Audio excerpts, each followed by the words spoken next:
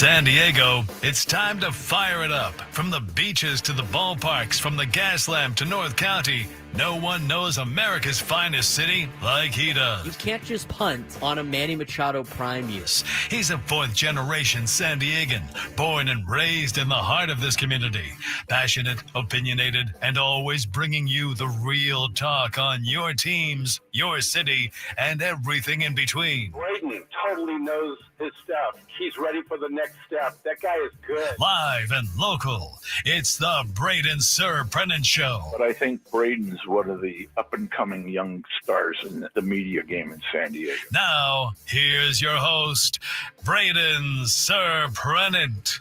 What's up, San Diego? And a happy Friday to everybody out there in America's finest city. He's Frank Marchese. I'm Braden Surprenant. This is the Braden Surprenant Show, live and local each and every day from 10 to 2 on San Diego's number one sports station, 97.3 The Fan. It's good to be with all of you yet again. Talking a lot of stuff in Padres baseball land, as well as it is a football Friday here on 97.3 The Fan. We got NFL football to talk about, college football to talk about. Got a lot of good high school games on tonight as well throughout the county that we will dive into. We'll have Drake Hills on at 1:35 to talk some San Diego FC, a little MLS action for you. Decision day tomorrow. Figuring out where everybody's going to be in the MLS standings and the MLS playoffs coming up as well. So, a lot to prepare for, a lot to talk about on the show. We do got to get to this Dennis Lin article. I'm going to get to that in a second. I will say, as Nate Taylor put in the chat, now I'm fired up on a Friday, okay? Everybody thought I was not going to be fired up on a Friday because they had the cocktail making class, the mixology class I did last night. Now, it was an old-fashioned only cocktail class. It was awesome. I had a great time. It was at Pacific Social. I guess they do this a decent amount of times. I bet you there's a lot of restaurants that do this every once in a while. It was apparently this week is Elijah Craig's old-fashioned week or something like that. So my parents got an email. My dad got an email about it, asked if we wanted to do it. I said yes. So I did it. My brother did it. My family did it. My parents did it. And so we went and had a good time last night. It was pretty cool. So aside from the fact that like our table got split up, so me and my brother were with two wonderful ladies, and then my mom and my dad were with two wonderful ladies, separated at different tables. Learned a lot about bourbon, which was great. Learned a lot about the difference between bourbon and whiskey, which is really not that much. There's like specific requirements for bourbon. Anyway. And I learned how to make a couple old fashions. I think you got, it was kind of cool. It was like for $60, you got an app, an entree, and a dessert with an old fashioned pairing with each of them. You got to learn how to make them. And then I got to keep all this stuff afterwards. It was a great time. It was a great time. Shout out to our table that was with us, Mary, who's a lovely lady from a 7-year-old woman from the North County area. Great time. And then later on, I got to meet two other wonderful women that's big Padres fans. It was great. And then I think it was Carol and Lori, if I'm not mistaken. I'm trying to remember the names off the top of my head. And then some other lady introduced herself after the fact, said, thanks for mentioning us on radio, because then I got to go and enjoy it with my girls. So you're welcome. It was a fun time. I like doing fun things like that around San Diego. You got to keep it up. It's just, no Padres now. It's time to go out there and find some fun things to do. So I did that on Thursday night. Watched the Bengals and the Steelers while it was going on, which was great. Frank, did you see what that talk show host said in Pittsburgh on our sister station, KDKA? No, I did not. I saw the one in Cleveland who was stuck in a time warp. I sent you the Cleveland one for sure. He was stuck in a time warp. I didn't see what was said in Pittsburgh. I think Adam sent it to one of our texts. I was dying. He hosts at our sister station in Pittsburgh at KDKA. He goes, there's no way the Steelers lose tonight. In fact, period, I will get my nipples pierced with no numbing agents if they lose to the Bengals. It ain't happening. Why? Why would you do that? Why would you do that? Why would you do that? Come on. Why would you do that? God, people are so stupid. Why? I don't even care if it was like a guarantee. It's sports. Why would you do that? By the way, not only, okay, I actually know this guy's name. Not only is he on KDKA in Pittsburgh, Frank, you probably have worked with him back at your CBS days. At the Pony Express, Frank. You know who that is? Andrew Filipponi? Andrew Filipponi tweeted that out before the game. Oh, my Lord. Oh, my God. Andrew. What are you doing, dude? I mean, is he going to talk about it on the weekend when he does like those weekend shows with CBS? There's no way the Steelers lose tonight. In fact, I will get my nipples pierced with no numbing agents if they lose to the Bengals. It ain't happening. Yeah, no, I've definitely worked with Filipponi. Is he gonna live up to his deal? Probably not. The internet never forgets, man. 1,000 comments, 1,400 retweets, 4,100 likes on Twitter. Bro.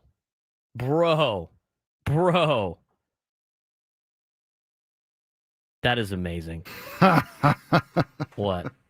No, I just saw something that really angers me. But anyway. And that's why you laugh. Why did you laugh so evilly? Because again, this has absolutely nothing to do with anything we're talking about. It has nothing to do with Andrew Filipponi potentially piercing his nipples. No. Formula One. Okay. The television rights were just sold to Apple TV Plus. Mm. Yeah. They have now, as a part of the deal, Formula One allows you to purchase F1 TV, which for $10, $15 a month, you can watch every single race. You can watch old races. You can watch anything you want on there. As part of the Apple TV Plus deal, you can no longer use F1 TV in the United States. So Formula One, for a couple $1 million, just put F1 racing behind a paywall in the United States. I'm going to lose my mind. I hate Apple so much. Are you done? Yeah, I'm done. All right. Why didn't you play violin music in the background of that? Because I'm angry. Not. Did we not say that the Steelers were fake good, by the way? Did we not say that the Steelers were fake good? Frank, we did say the Steelers are fake good. Steelers are not very good. And losing to Joe Flacco and the Cincinnati Bengals, who can't do anything offensively, is embarrassing. Fake good Steelers. 4-2 now. I mean, that division's fun. They're all mediocre, and somebody has to make the playoffs.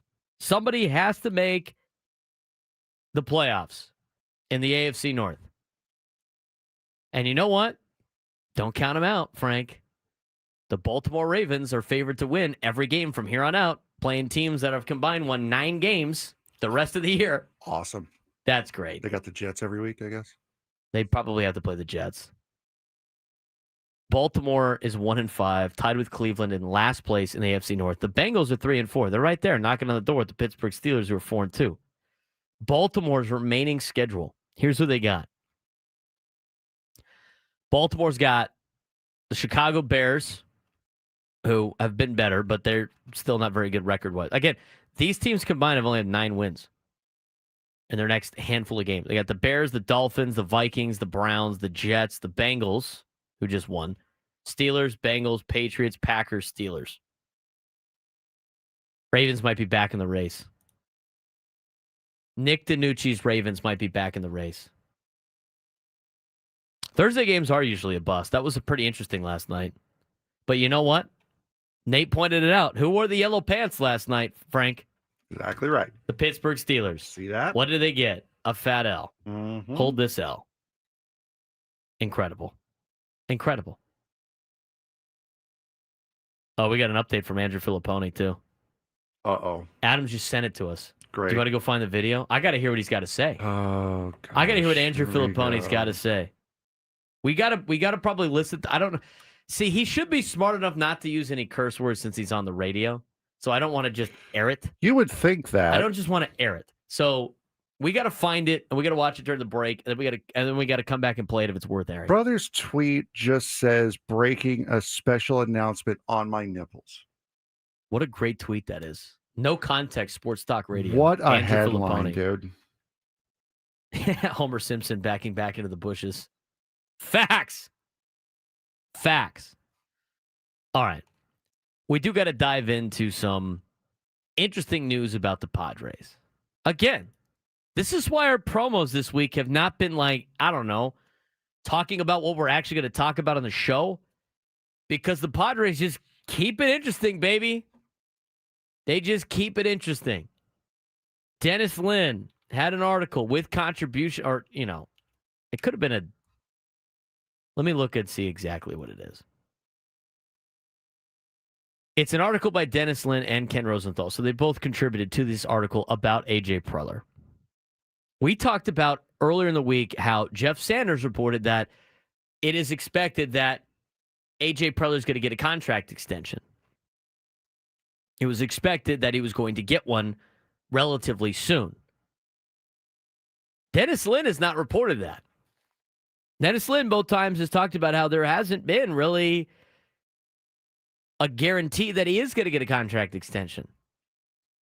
And laid out in this article, they asked some questions that I find very interesting about whether or not A.J. Preller will get a contract extension and maybe some more disagreements in the Padres front office that don't involve Mike Schilt.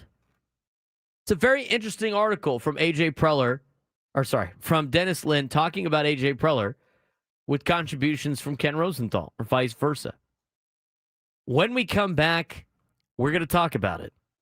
We're going to lay out what they said and what it means for the Padres moving forward as they try to, again, navigate an offseason where they got to add some power bats. They got to fix their starting rotation. They got to find a manager. They got to find some stability at the general manager or president of baseball operations position. And they got to find a way to be able to compete with a team that is now have a 3-0 lead on the Milwaukee Brewers in the NLCS. What was laid out in this article? What does it mean for the Padres? We'll talk about it when we come back on the Braden Surprenant Show. Standing as number one sports station, 97 through the Fan.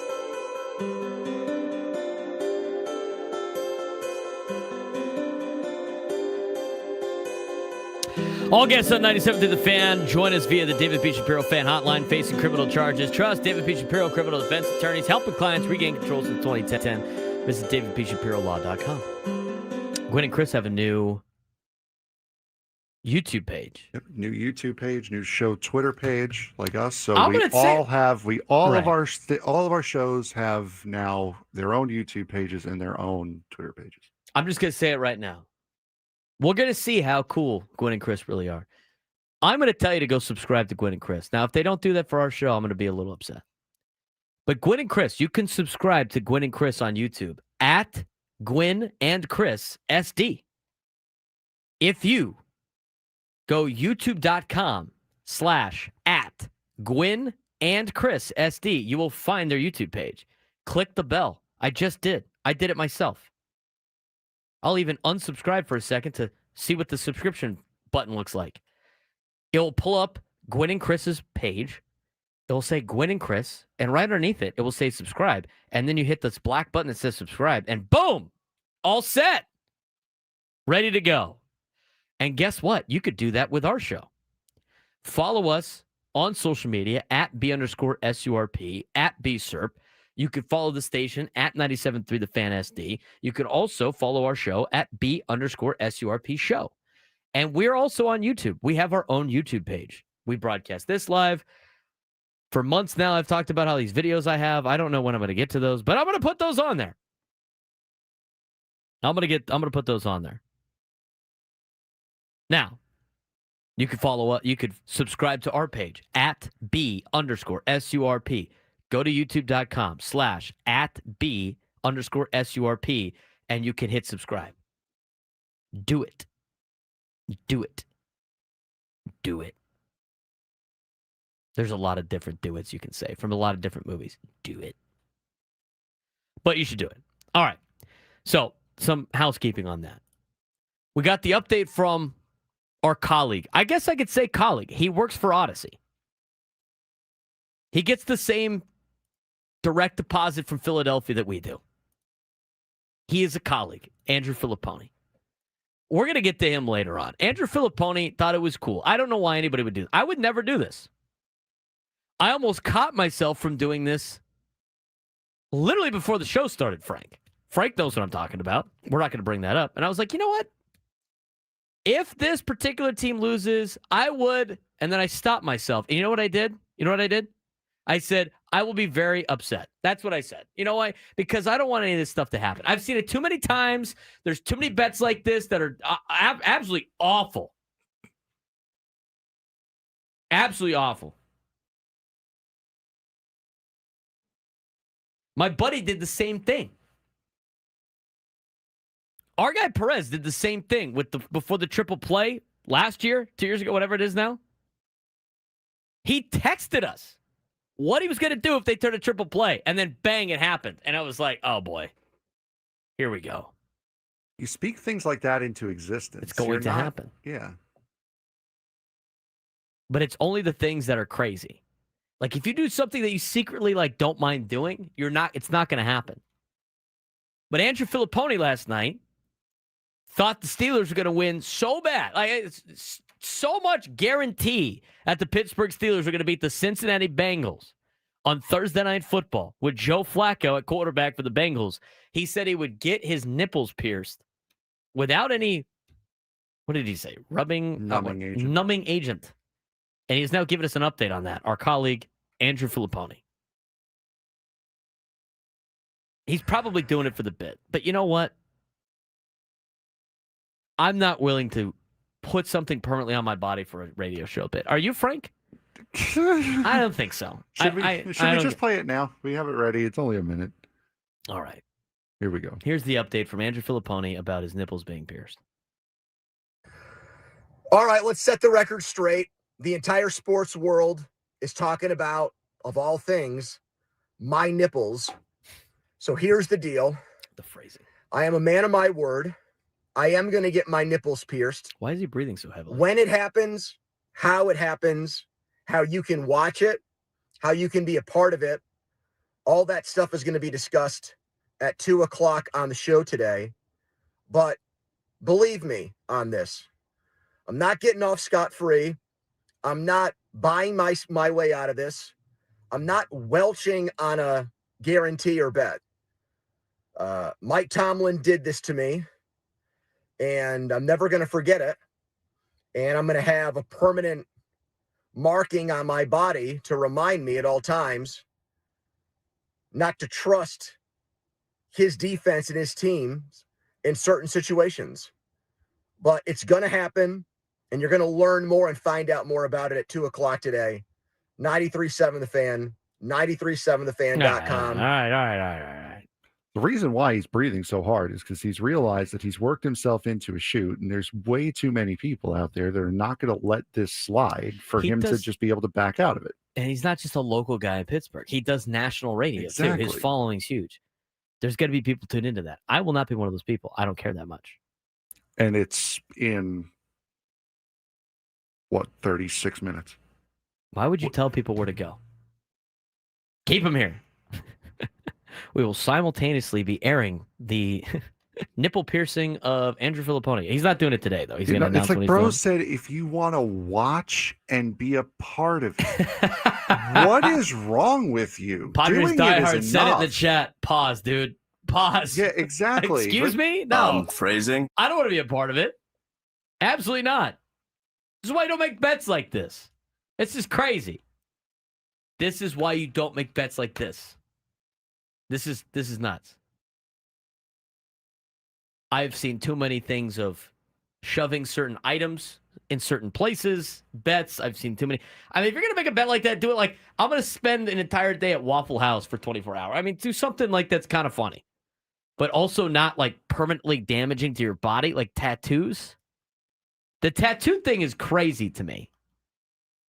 Also, the shoving of things in certain crevices, also crazy to me. Why would you ever make these bets? I don't care. I mean, Steelers and Bengals, that was not a David and Goliath game last night. We said it yesterday. Like, I don't know, the Steelers aren't very good. This game might be like somewhat interesting. No, that was a Jerry versus Atrick game last night, was what that was. I can't believe the guy did it for the Icy Hot Bowl. I can't believe that's the game that he decided to be like so enamored with of getting his nipples pierced if the Steelers lose. And how about this, by the way? How about this? He's blaming Mike Tomlin. And I would have to do this if Mike Tomlin wasn't so bad at defense. Are you kidding me? It's not Mike Tomlin's fault. You know what? If I would have saw that tweet and I was Mike Tomlin, I'd almost throw the game. Could you imagine? I would imagine that Andrew Filipponi, but based on that video, probably has criticized Mike Tomlin. The Cortisone Classic. The Cortisone Classic. Round of applause for Augie, dude. Round of applause.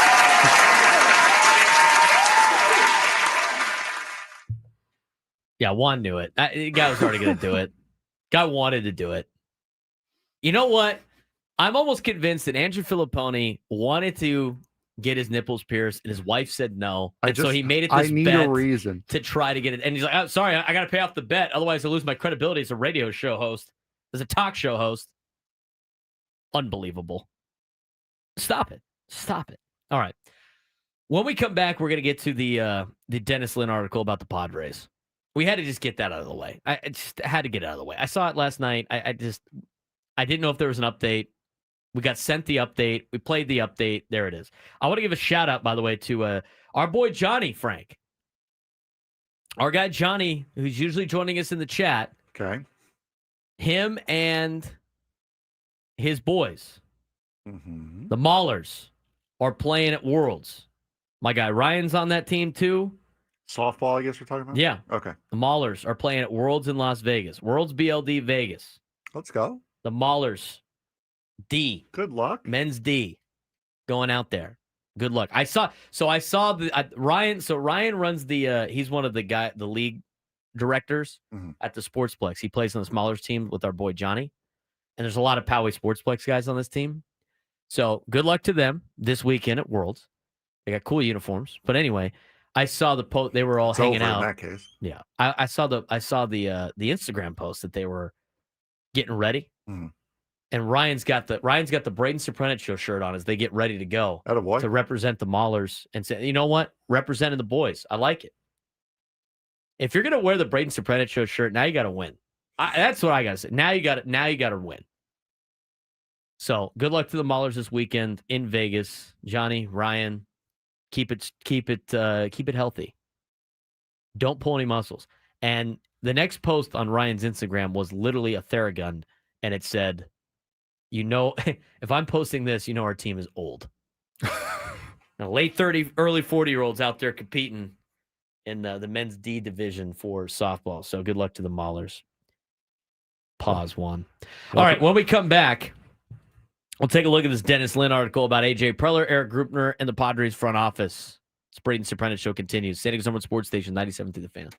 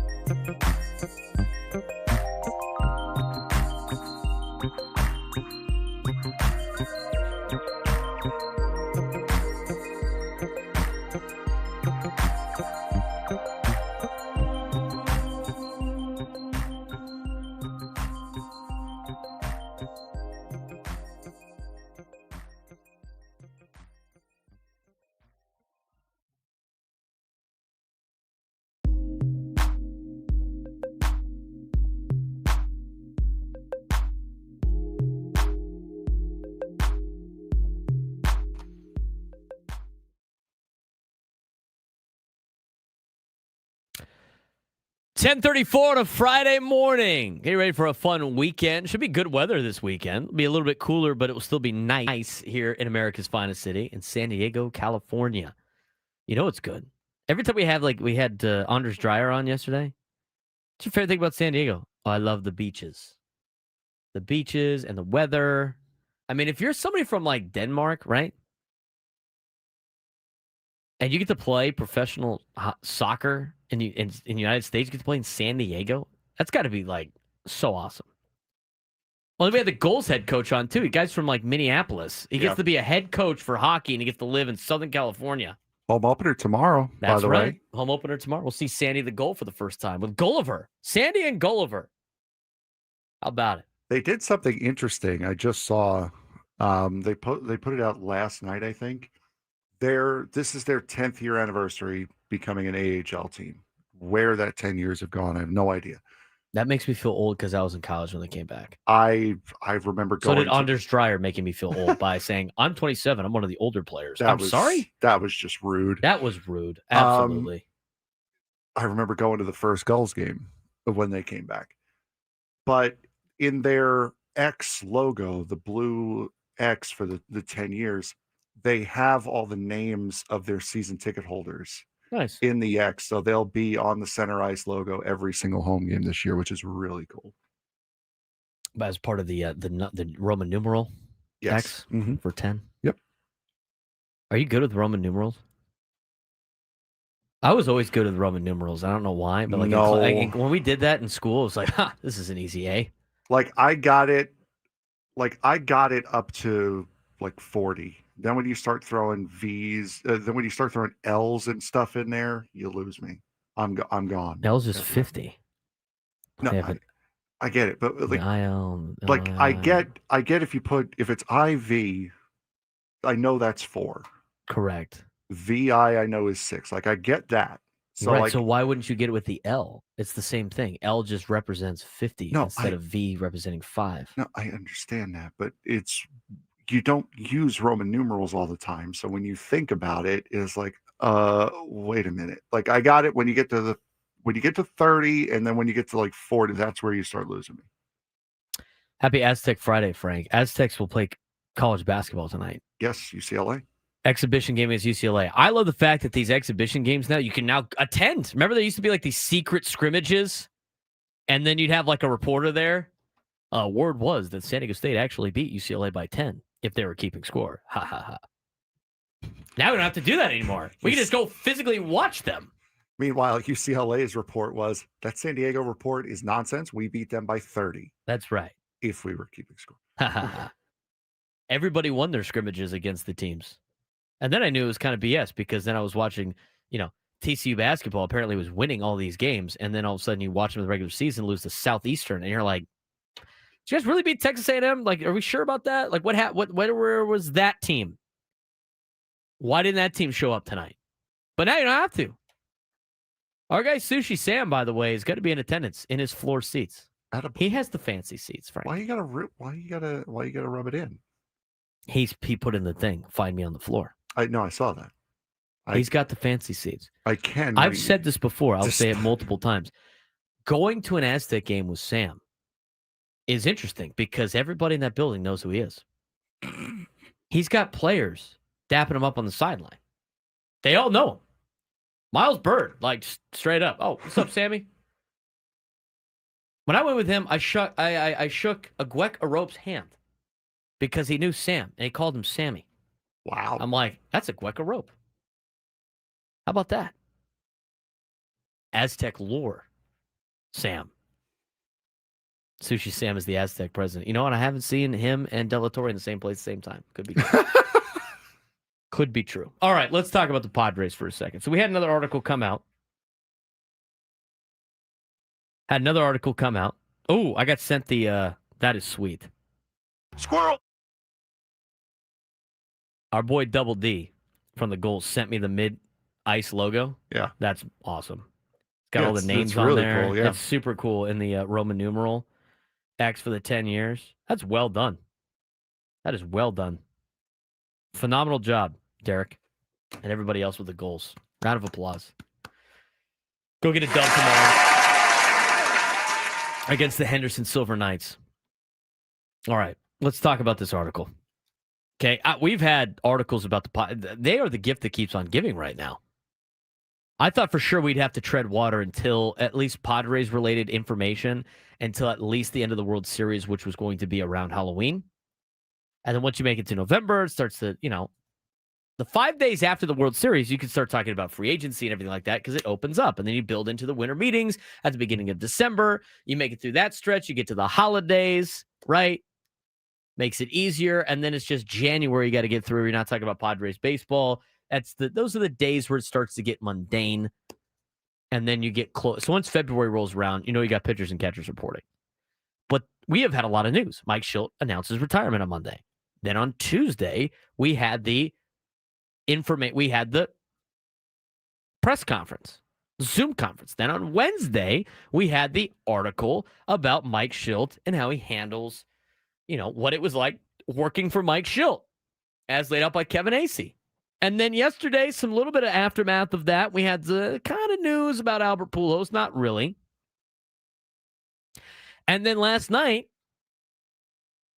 going into today's show, this morning we had an article about a little bit with AJ Preller and his future, as written by Dennis Lin and Ken Rosenthal.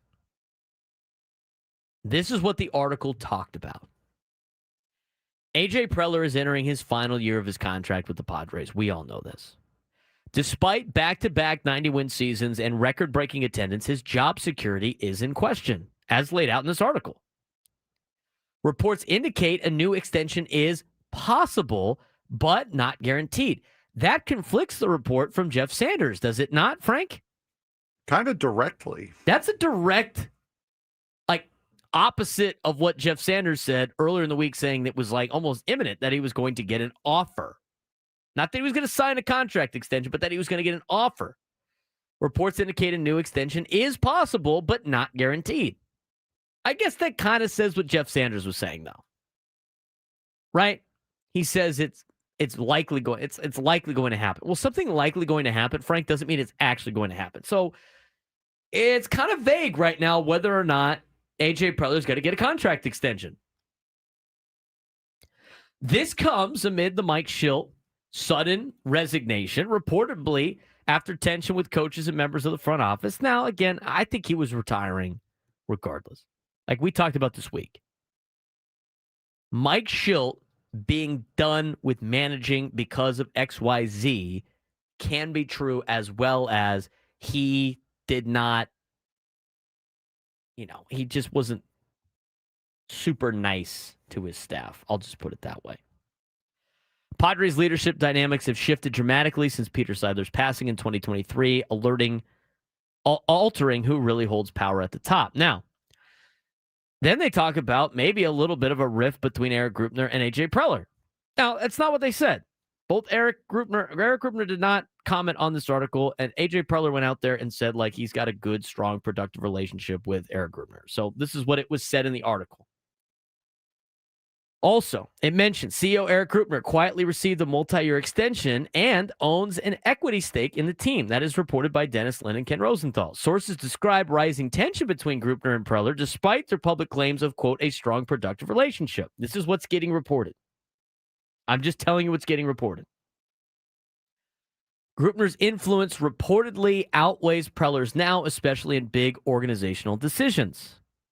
Notably, when the Padres hired Mike Shildt in 2023, industry insiders believe Preller wanted Ryan Flaherty instead, but was overruled by Eric Greupner and ownership. The optics of this, of course, is locked in long-term, while Preller looks like a lame duck general manager. They talk about the Mike Shildt situation. Shildt announced his retirement on Monday, citing physical and mental toll, but multiple reports suggest internal conflict was a major factor. Known as a micromanager during his St. Louis tenure, Shildt clashed with some Padres coaches. Publicly, both he and Preller downplayed any feud, calling disagreements healthy in a competitive environment. Behind the scenes, though, several in baseball believe his exit saved Preller from another firing. As one rival manager texted, quote, "They can't fire another one under Preller, just can't." Schilt's departure adds to a staggering list of managerial changes under Preller, Bud Black, Pat Murphy, Andy Green, Jace Tingler, Bob Melvin, and now Mike Schilt. Preller has now overseen 6 managers since taking over in 2024. No other GM in baseball has come close. Despite the churn, the Padres have become one of MLB's premier attractions. Sellouts, star power, playoff appearances. Yet insiders describe frustration and exhaustion with Preller's management style, long hours, micromanagement, constant staff turnover. Multiple longtime front office members have resigned in the last 2 years. Fred Ullman Jr., Wells Oliver. His defenders say that friction comes with ambition, that Preller's boldness turned a once irrelevant franchise into a contender. They mention the Seidler factor. Late owner Peter Seidler gave Preller near total autonomy, calling him, quote, my baseball guy. Since Seidler's death, that trust and freedom have diminished. Eric Katsenda, who's Seidler's longtime business partner, and John Seidler, Peter's brother, now oversee operations and are believed to favor Grupner's steadier approach. The key question now is, would the Padres really extend Preller without Seidler around to champion him? And the other question is, are they going to allow A.J. Preller to make the managerial hire?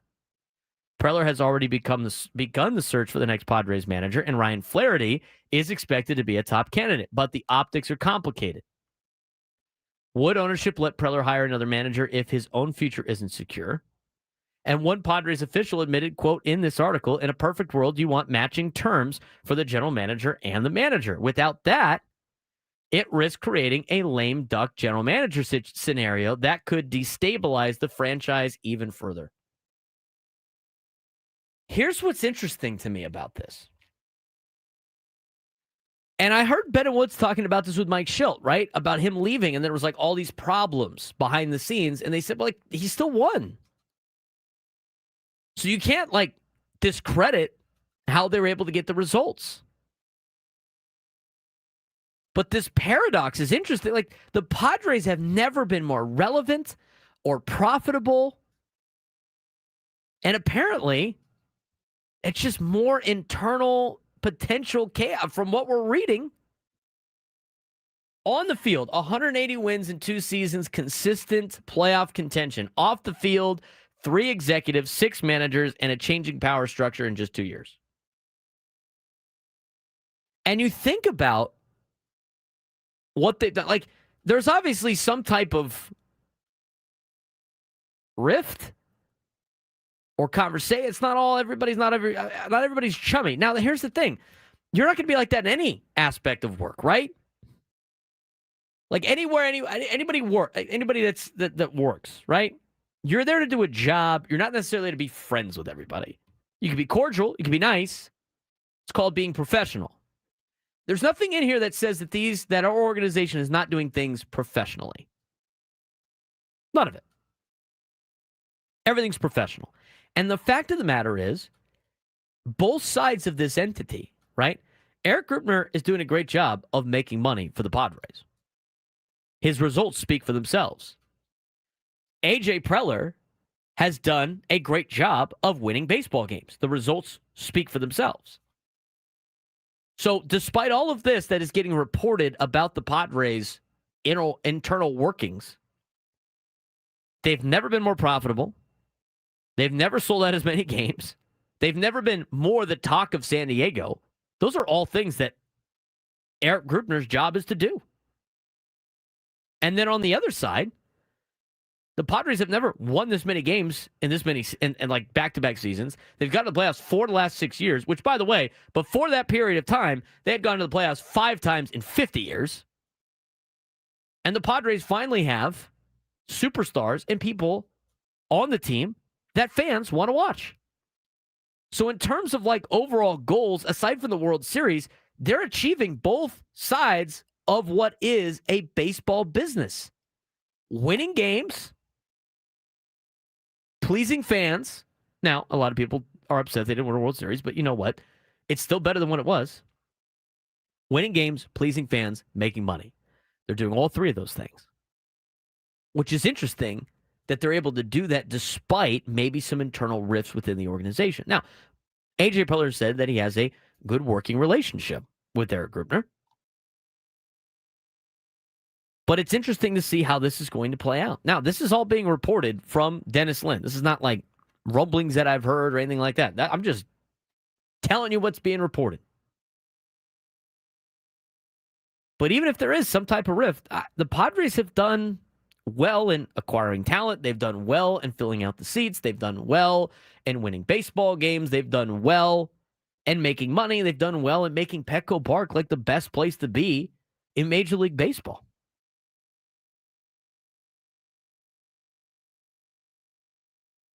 But is this the reason why they can't win a World Series? I mean, maybe. I just find that if you were to go take a deeper dive into a lot of different organizations, you probably are finding a lot of the same. I don't think there's any organization that's like super perfect. And this usually comes out when you don't win and things happen. And all of a sudden people start talking and sources start talking and they start telling reporters what's going on to try to get some things out there. But I thought that was a very interesting article from Dennis Lin. I think it was a very interesting article from Ken Rosenthal, and we'll see how it plays out. But Frank, you look at this article and like what could potentially, the results are speaking for themselves. Does it matter how they get to those results if you're in a results-based business? It shouldn't, but if egos are at play, you never know how that's going to change the dynamic because, as you put it, Grupner's doing his part. He's doing his job, and he's doing it well. And so is AJ Preller. They're both succeeding at the highest levels and doing it in a way that this city and this franchise have never seen before. They should both be embracing that and figuring out how to work together to get over that hump instead of hearing reports about these rifts. And this is what I had mentioned earlier this week when I said that if you let AJ Preller walk, or God forbid you fire AJ Preller, that is a red flag to any potential general manager candidate out there saying, hey, this team is winning. Why are you letting go of the architect who's in charge, who's responsible for building this team into the winning team that it is? That is a big, big red flag to anyone who would think about coming in and wanting this job. Is the Padre organization right now, you mentioned this is something that usually comes out when teams are losing, when teams are not doing well. It should be a bigger red flag that it's coming out now when the team is seeing unprecedented success, that these problems are so pervasive that they're being reported on when the team is at a height that it has never seen before. That should be a bigger concern, that these problems are so vast and are so troubling to people inside the front office or inside the organization that they are feeling the need to talk to reporters to get this story out. That's troubling. I thought the other thing that was interesting in there is they mentioned like opportunities for AJ Preller to leave. Now, there's not a lot of those opportunities. He said in a press conference earlier this week, in the Zoom press conference, that he loves the Padres in the city of San Diego. I'm proud of what we've all built here, and I'm looking forward to the offseason work ahead. And he declined to comment further. But later on, it was mentioned about how it would be interesting, or it should say, there might be an opportunity for AJ Preller to leave, and the only job that was mentioned was the Colorado Rockies job. I'm trying to find the exact part. Here it is. That wasn't even the general manager job. That was for president of baseball, which is what he is with the Padres. He's the president of baseball and the general manager. The president of baseball gets paid more, so a lot of these GMs like that job instead of being the GM. Kind of a money thing. All right. If Preller this is a direct quote from the article. If Preller should wish to explore other options outside of San Diego, the landscape is limited. The Colorado Rockies are the only team with an opening for their head of baseball operations. Toronto Blue Jays executive and former Houston Astros GM James Click, Kansas City Royals assistant GM Scott Sharp, and Cleveland Guardians assistant GM Matt Foreman have interviewed for that position. For Preller to become involved, the Padres would need to grant permission for the Rockies to speak to him and allow him out of the final year of his contract, the way they did with Bob Melvin when he left to become the manager of the San Francisco Giants. Now, not all those jobs are open right now. I don't think it's just going to be the Rockies' job, and there might be a job that could open up that might tickle AJ Preller's fancy. We'll talk about that and get your phone calls when we come back to start the 11 o'clock hour. San Diego's number one sports station, 97 through the Fan.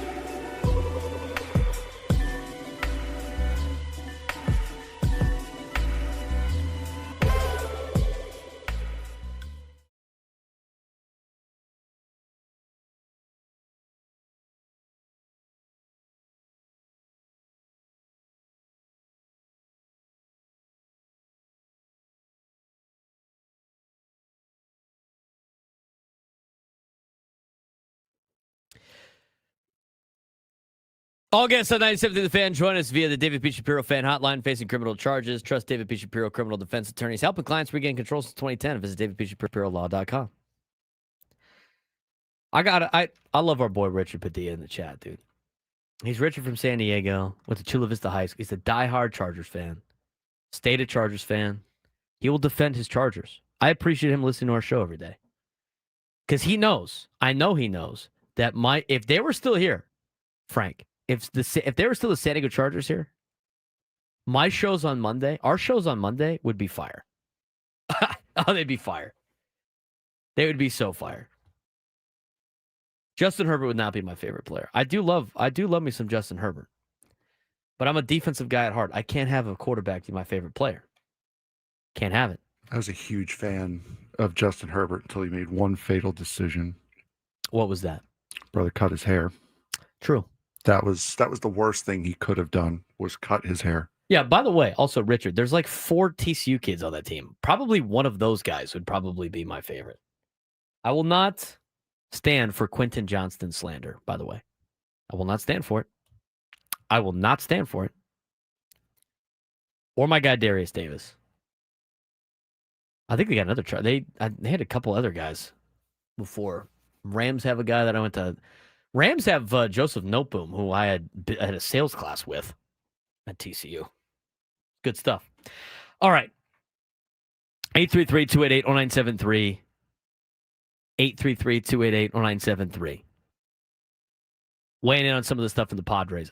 Here's the deal with the entire, we talked about this a little bit off air. Again, this is just based on the reporting that we've seen from Dennis Lin and Ken Rosenthal. They mentioned, AJ Preller might have an opportunity to leave and go somewhere on his own. The Padres would have to grant permission in order for him to do that.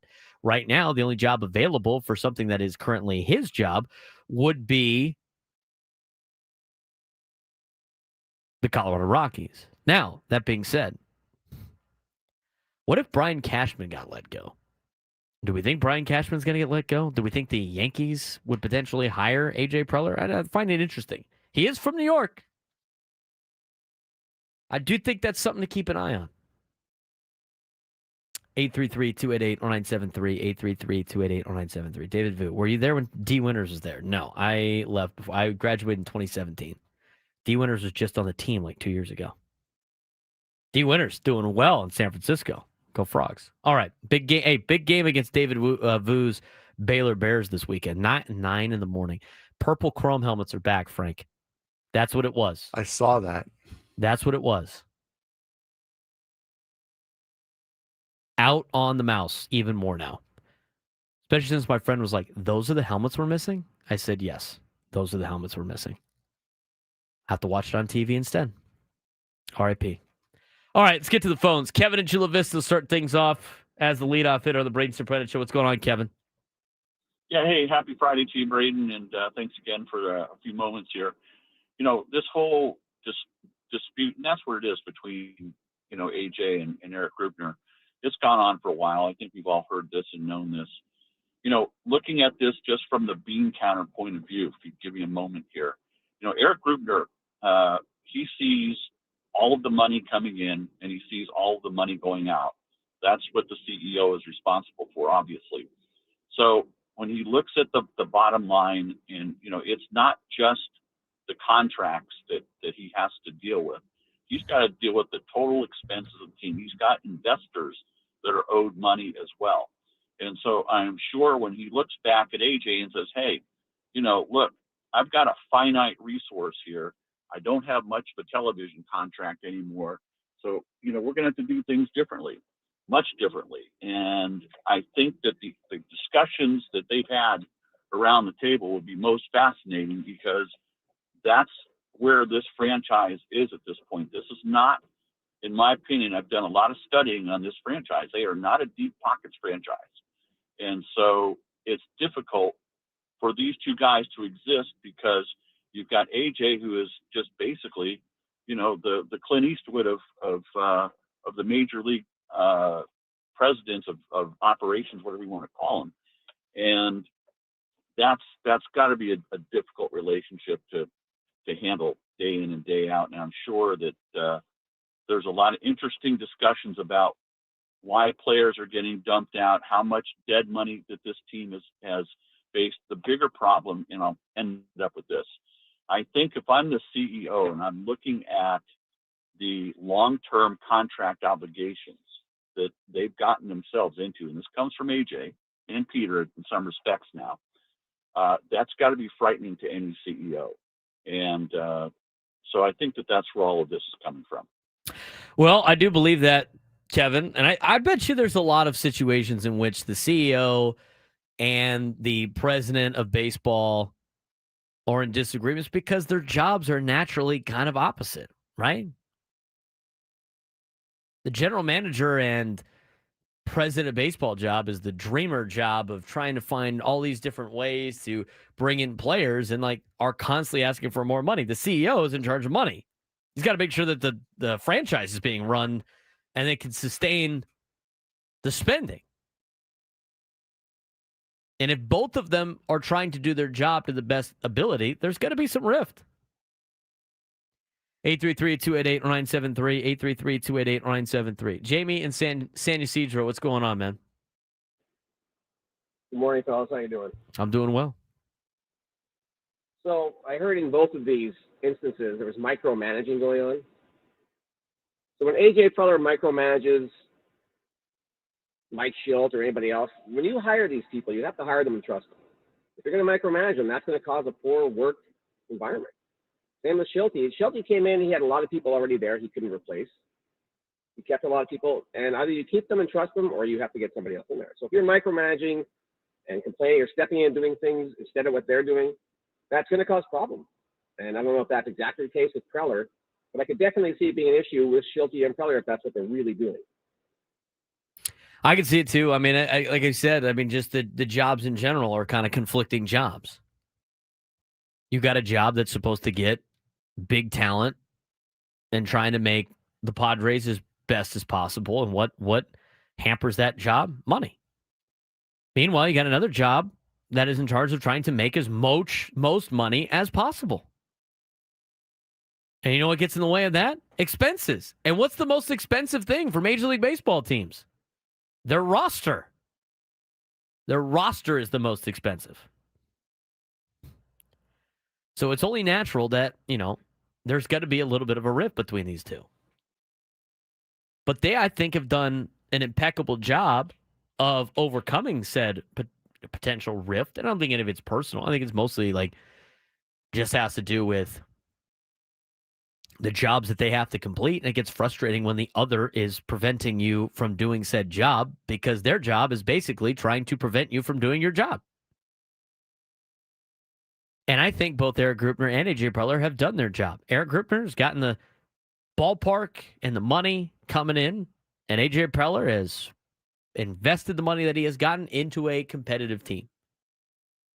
But I think that rift, Frank, is almost natural with the job descriptions of both jobs in the front office. No, absolutely. And there was a thing that you had sent me, I believe it was either last night or this morning, that shows how much money is coming into these teams. And I think it kind of parlays in nicely into this conversation. The Padres' revenue last year was $432 million with a payroll of $275 million. So they're making... Oh, that estimation graphic Yes. by Forbes that they put out? Yes. So they are making a nice little profit on what they're doing. But yes, there is that natural rift between the two job titles, and how you overcome that is two people who put their egos aside that are both going for the same goal, sitting together and saying, listen, these are the hurdles that I have to deal with that I'm going to be passing on to you. This is what I need out of you to get over these hurdles.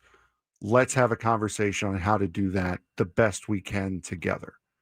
That's how you overcome a rift like that. But again, when egos get in the way, things happen. And that's with any team. That's not just here. I look at that graphic though, and it is sorted based on what percentage of your revenue you're putting into your payroll. Yes.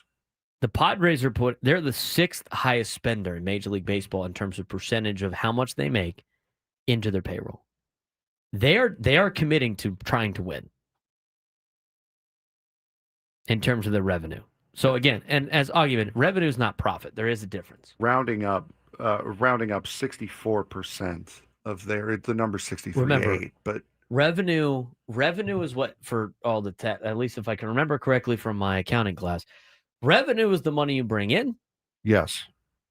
Before expenses. Yes. So that's not including the expenses. So they're spending this is, what's it say at the bottom of this graphic? It says 2024 revenues are calculated by Forbes. Okay. It's based on like spot track and everything like that. And again, they don't have their books open, so we don't know this for a fact. But according to the report from Forbes, the revenue that they have coming in before expenses, $432 million. They have spent $275 million on their payroll plus taxes, and which is 64% of their revenue. Again, this is before expenses, which means this is not profit. Plus another $10 million luxury cap hit. That's part of the... Oh, it's already in it? Okay. Yes. They're spending their payroll is 265, and then the 10 million makes it 275. Correct. Okay. So again, this is before their expenses. That's just revenue. It's not profit. So think about all the expenses the Padres have to make. You don't know what their profit margins are. But from that, if they're going to spend 64% of their revenue, 64% of that in expenses is going to the players on the field. To be honest with you, as much as we like to see them spend more money, how much more do you want the Padres to spend on their payroll? If they're top 10 in payroll, or at least top 10 in percentage of what they're getting, to me, I think that's fair from the organization. I think that's more than fair. To put that into perspective, the Mets are the number 1 team on that list. 90% of their revenue is going to payroll. 90%. The bottom teams in this list are the biggest problems and abusers, right? Yes, 100%. The Miami Marlins, according to this list, again, the books are not open, but this is revenue before expenses for the Miami Marlins. They are the worst at putting the money from revenue into their team. The Miami Marlins have only spent 27% of their revenue on their roster. They collected in revenue $317 million. They've spent $86 million on their payroll, including taxes. But the Mets and the Dodgers and the Blue Jays and the Phillies and the Diamondbacks and the Padres, the Rangers, the Angels, the Royals, and the Baltimore Orioles have spent, percentage-wise of their revenue, those are the top 10 teams that have spent the most of their revenue on their players. I mean, you can say what you want about the New York Yankees. New York Yankees spend money, right, Frank? Mm-hmm. New York Yankees make $728. They don't make, but they brought in $728 million in revenue, and they spent $362 million on their payroll, only just under 50%. So noted poverty franchise, the New York Yankees.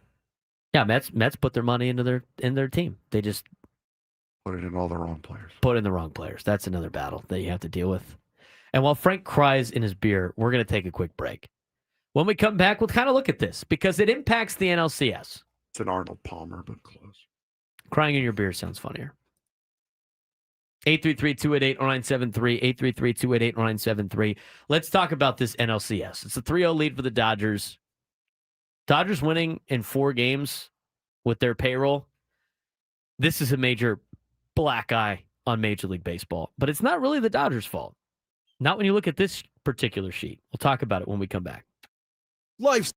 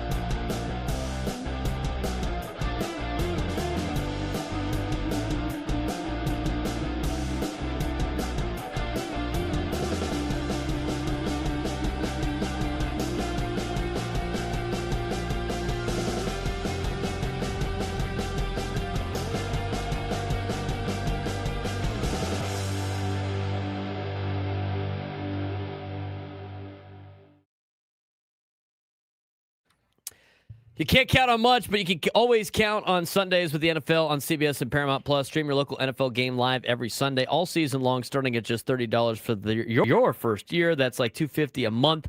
Visit ParamountPlus.com/NFL to get started today. All right. I got to say,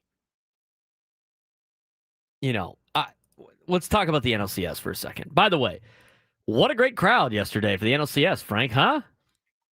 Boo. About Terrible. that. There's nobody there. I mean, there's people there, but it's just so many empty seats. Honestly, I can't even I love making fun of Dodger fans. I heard Ben and Woods talking about today. They have no sense of humor. Just zero sense of humor. Dodger fans. They get so incensed all the time, and they always have to defend all of their actions because they know deep down that basically what they're doing is ridiculous. But I have to say. What time, by the way, what time did that game start yesterday officially? Was that a 2 o'clock start? Or a 3 o'clock start? Probably. I mean, but here's the thing, though. You're kind of stuck because I know what you're going to say as far as the West Coast games starting early. You got both of your championship series games on the West Coast. So one of them is going to have to eat it and play early. Yeah, that's the game that's in Seattle, in my opinion. Which is further west than Los Angeles? Yeah, but they don't have the nasty traffic that LA's got. What time did that game start yesterday? 3 o'clock? Hold on. Let me look at the box score. What time was first pitch? Does it even show it on here? It's down game time was 2:48. Is what it says. It's also just such a stupid time. What are we doing, Major League Baseball? Hey, let me ask you this. Baseball, is it better? And I guess, you don't want everybody to have a day off, right? But, is it better for baseball to have a doubleheader where games are at 2:40 and 5:30 on the West Coast? When you have to, finagle the deal like this? Or is it better for them to just, go American League, National League, American League, National League, and have it at prime time every single time? I mean, you had the National League Championship Series on yesterday at 2:48 in the afternoon on the West Coast. On a Thursday. Why? I get it. You can't stagger two games on the West Coast. That doesn't really help out the East Coast in terms of watching. But how many people were tuned into Milwaukee and LA in New York last night? Not many, because Probably not. Because baseball's such a regional game. It doesn't really matter who you throw if you're not in the region, unless you're a baseball psycho or you do it for work like we do. You're not watching these games. Once their team is done, it's over. No one cares about baseball. There is not a soul in New York who doesn't have a mental issue or is doing it for money that is watching baseball right now. Dodgers and Brewers, right? I mean, you have to be a super diehard fan or like we are and get paid to talk about baseball on a baseball team's flagship station when it comes to playoff teams, playoff games when your team's out. No. I haven't paid too much attention to the American League Championship Series. I mean, I'm watching the highlights, but there's football on. It's football season now. It's been football season for me in terms of I'm coaching football. I'm watching college games on Saturday. I'm watching NFL games on Sunday. And if we got Steelers, Bengals, or Toronto and Seattle, I was hey, look, Toronto, Seattle's on. That's kind of cool. I'm watching football. I think our market's a little bit unique because we don't have a football team anymore. But I'm going to tell you right now, most people around the country are watching football. Absolutely. Then you got to get guys like Augie in the chat who's a big NHL guy. People are watching hockey now. And Ducks played last night. They lost. But I'd be more inclined to watch the Ducks last night than watch Toronto and Seattle. I mean, I want Seattle to win the World Series. Islanders played last night. How about that? They said it couldn't be done. They've won a game. Was that their first win of the year? It was. They Wow. are 1-3-0 now. I guess that's worse than the last Rangers team in the NHL to score a point. That is worse than the Rangers. the New York Rangers were the last team. Like they have they still even They scored have a goal not. They at have home? not. They have not scored a goal at the Garden as of yet. No. But let's think about it from his perspective. Like I got San Diego. You got a lot of stuff to do. And last night I went and coached football, which is another job of mine. It's a hobby as well that I like to do. And then after that, we did the cocktail thing for like 3 hours. I decided to do that instead of make time out of my day to watch the playoff baseball games. The attendance at that game, it's like I can't believe the NLCS is at 2:38 in the afternoon. And guess what? Like if the Padres were here, right? If the Padres had made it this far and they were playing games on the West Coast, they'd be getting a 2:38 first pitch, 2:48 first pitch, whatever it is. Even here, it's like 2:40 on a Wednesday. I understand it's the NLCS, but like you're still asking a lot of people to do some crazy moves to get to that game. It just doesn't make a lot of sense for Major League Baseball on that particular case. Now, from the other perspective, right? And then talking about the Dodgers in general. Like, I don't want them to win. But if they win, I mean, we saw the Jeff Passan article earlier this week about how it's going to shift everything. That's going to happen anyway with this new labor agreement that's going to happen at the end of 2026. But I don't know how anybody can tell me that one team spending more money than everybody else because they have the means to spend more money than everybody else is good for the sport. How can you tell me that's good for the sport? And the only people that say it's good for the sport are the writers, who always say everything's good for the sport, and Dodger fans. The Dodgers, like day 4, their fourth best option for a starting pitcher is the guy that is the best baseball player of his generation in Shohei Ohtani. Like, are you kidding me? I'm a firm believer that everybody should have a hard salary cap like the National Football League. But I go back to that graphic that I saw earlier this week. It's circling around social media. I said it to Frank. But to me, it's like, I hate hearing the whole, like, anybody could do what the Dodgers did. No, they can't. They can't do that.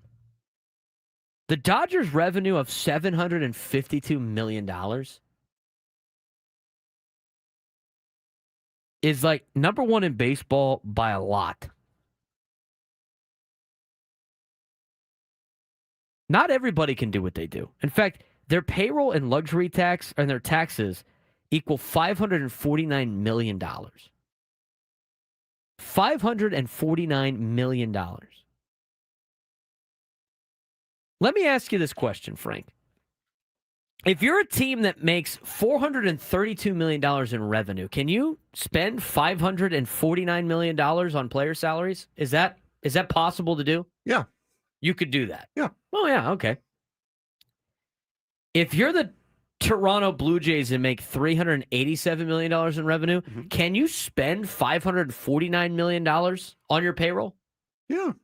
Oh, yeah. I guess you can. If 13 times 7 could be 28, yes, absolutely. Well, you know what? It's the teams like Chicago and Miami. You know, like the White Sox and the Marlins and the Pirates, like they make money and they don't spend it. If the Miami Marlins make $317 million in revenue, can they spend $549 on player salaries? $549? Yes. $549 million. Yes, also. They can do that? Mm-hmm. Maybe all these teams should just take out loans then. Yeah. I mean, think about that. That is the payroll plus the tax. That's not even including all of the money that is deferred with the Los Angeles. And Dodger fans all the time are like, well, their payroll's actually $399 million. They have to pay $150 million in taxes. By the way, nobody's mentioned this on our shows. Do you understand, like, and we noticed this before, like when they were making, do you know, like, the money that you pay in the taxes, Frank? Right? So the Dodgers owe $150 million in taxes. Do you know that if you make stadium upgrades to your ballpark, that is taken out of the taxes? Did you know that? No, I did not. That know happened that. last year. We talked about it in this midday slot last year. Did you notice all the upgrades the Dodgers made last offseason? Yeah. Remember, they made all these upgrades with the All-Star break. And we're just upgrading our ballpark. So, yeah, everybody's like, well, they're doing it in the revenue sharing. Well, no, they're not. If you get taxed $150 million for the luxury tax, and you spend $150 million on stadium upgrades, guess what you owe to the pot, Frank? Nothing. You owe nothing. You owe nothing. So instead of paying the $150 to the pot with everybody else as an incentive for teams to upgrade their facilities, because there's a lot of Dean Spanoses of the world that don't like to spend money on anything, the Dodgers found another loophole. And look, they're not cheating. It's all part of the rules. My argument is like the rules need to change. I mean, they're the only sport in professional athletics in the United States that doesn't have some sort of salary cap. And the Dodgers exposed it in that, and they now have exposed it in massive upgrades to their stadium. And I don't know how much the upgrades cost, but I tell you what, I bet you they're going to continue to make upgrades because nobody gets any of their cash. They have all this money, deferred money. That's not even counted in this deal. So anytime some moron tells me that anybody can do this, mathematically, they physically can't. The only team that could do what the Dodgers are doing that are not doing it are the New York Yankees. If anybody, that's a fan base, should be upset that their team is not spending money, it's the New York Yankees. The Yankees, $728 million in revenue, which again, not profit. They still have expenses, and they're spending $362 million of those dollars on their payroll. They have 310 on the payroll and $52 million in luxury tax. They spend 49.7% of their payroll of their revenue on their payroll. Mets spend money. They spend almost all of the revenue money. Let me ask, Frank, can the New York Mets, who make $444 million in revenue, spend $549 million in payroll? Yes, because their owner is the richest owner in baseball. But he's already doing that. He's just writing checks. Unfortunately, for Cohen over there in New York, he's just giving them to the wrong people. He's trying. He's trying to do what the Dodgers are doing. Mm-hmm. Out of everything I just said, Frank, you look at that list. I know you're busy with working on other stuff. You look at that list. Is there anybody on that list, aside from you being sarcastic, anybody on that list that is spending the money that the Dodgers are spending because they can do the same thing? Anybody can do it, right? Mm-hmm. How many of the teams on that list can do what the Dodgers are doing, in which they are spending $549 million on payroll with taxes? The Yankees. Go through it. That's literally it. It's the Yankees. The Astros can't do it. The Phillies are close. The Braves, honestly, are close. The Braves made $510 million in revenue last year. There is only one other team that can do it. There's two, actually, and they're not even doing it. And the Red Sox. And the Cubs. The Red Sox. These are the teams that have the revenue. Again, this is not profit. This is revenue, which is different. Profit is what you make after you take the expenses out. This is just revenue. Teams that have the revenue that are more than what the Dodgers have had to pay. And this is the thing. You can't just take out the taxes, because if you spend what the Dodgers are spending on payroll, you have to pay taxes. These are the clubs that in revenue made more, or should I say have more, than what the Dodgers paid on their payroll plus taxes. The Dodgers at 752. We're looking for anything over 549. It's the Dodgers. It's the Yankees. The Braves are close, but not there. It's the Red Sox. It's the Cubs. So when stupid Dodger fans and bloggers and reporters and people that just want to say how great it is that the Dodgers spend money and say anybody could do this, there are only 4 teams. 4. There are 4 teams that actually have the money and the funds to physically do what the Dodgers are doing. Now, none of these are open books. These are estimates from Forbes in terms of revenue and how much money they're spending. This is kind of a gross estimate. But based on those numbers, for everybody that says anybody could do this, only 4 teams can. And one of them's trying really hard, and it's the New York Mets. And they still can't do what the Dodgers do. They don't make enough money. The Dodgers' revenue, $752 million. The Mets' revenue, $444. I don't know how anybody can look at this and be like, this is like fair from top to bottom, and teams just need to start spending money. Because here's the deal. Let's just say the Marlins and the A's and the Rays and the Pirates and the Brewers and all these teams at the bottom of the list. And I mean, the Red Sox and the Cubs should be getting some flack right now because they make a ton of money and they ain't spending on their roster.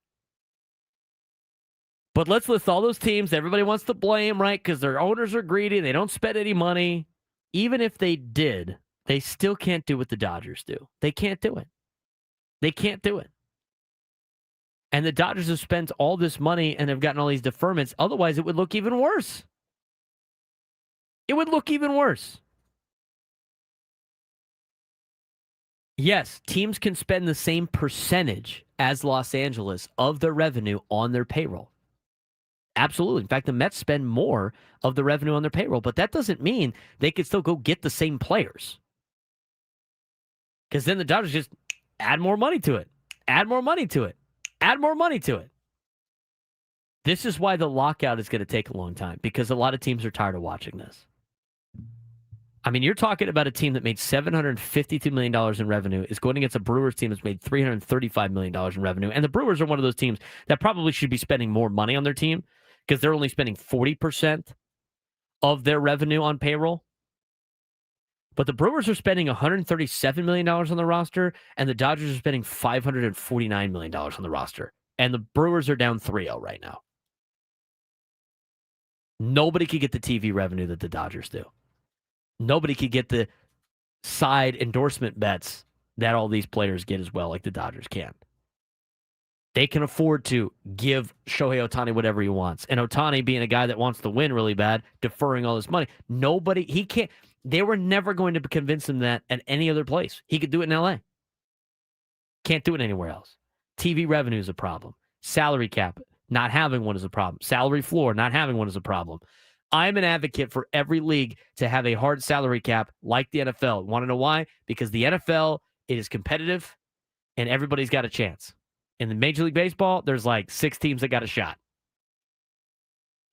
I don't know why you wouldn't think that more competitive baseball would be better for your product, and instead having 1 or 2 dominant teams is. That has never made sense to me. It will never make sense to me. And until baseball fixes that problem, they're just going to keep continuing to lose fans because it's relatively almost unimportant to watch. Why do I even watch these games? I think a lot of people ask, unless you're just really into baseball like Frank and I. 833-288-0973, 833-288-0973. When we come back, we'll get to the sports thread, what's going on throughout the sports world, and later on in the 1 o'clock hour, it's time to talk NFL football with the NFL Whip Around in the 12 o'clock hour. We'll get to the NFL Whip Around, talk about Thursday night's game, getting some high school football as well. This is the Braden Surprenant Show, San Antonio Sports Station 97 through the Fan.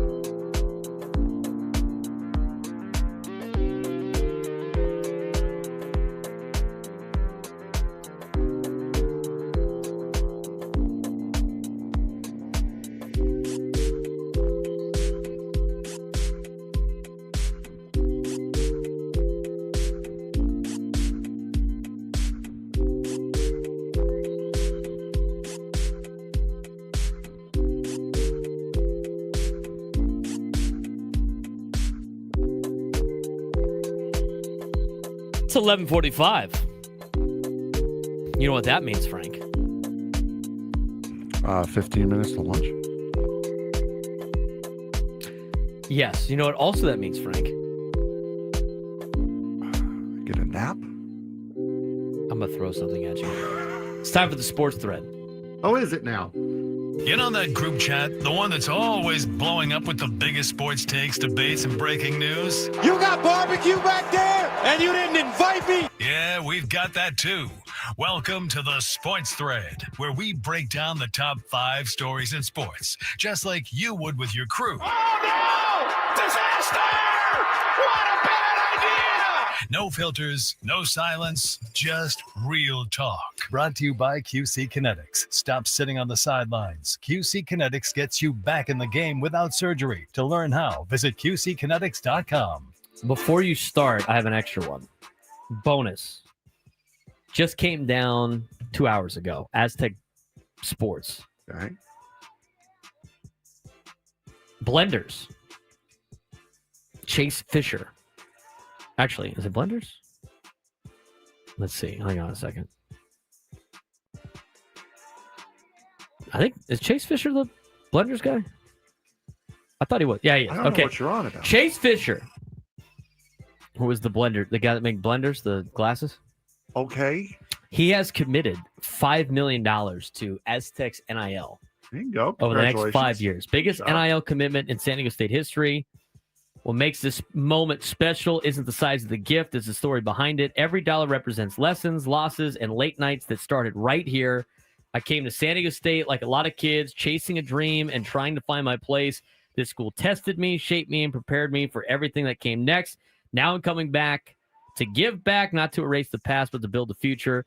This is for the athletes, for the students, for the city that raised me. The game just changed. Go Aztecs, baby. There you go. That's a big gift. This is what San Diego State has missed.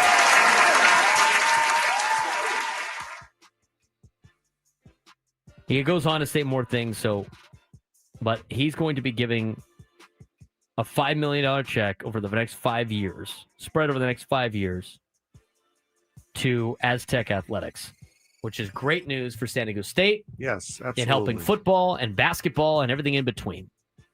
Very, So good to very hear. And San Diego State needs more of those. They have a lot of alumni that have done some very incredible things and have accomplished a lot of things in the business world and have made a lot of money. Big congratulations to San Diego State, as well as Chase Fisher for donating back to his alma mater. 100%. What's one of the sayings that come about when you're in business and in life in general? When one door closes, another one opens. That is Right? correct. That's where we're starting with this one. Number 1. James Franklin's door closed at Penn State. However, Kurt Cignetti's door opened. Indiana has reached a new 8-year contract with Kurt Cignetti that will make him one of the highest paid football coaches in FBS history, with an annual average salary of about $11.6 million. Cignetti guided the Hoosiers to an 11-2 record and surpassing college football playoff appearances and surprising college football appearance in his first season last year with the school. This season, the number 3 Hoosiers are 6-0 heading into Sunday's game against Michigan State. In a video posted to Indiana's social media account, Cignetti said, quote, "I couldn't be more proud to be a Hoosier, and I plan on retiring as a Hoosier. The way that this state has embraced us and our success in football means more to me than anything else." We talked about this a little bit off air yesterday.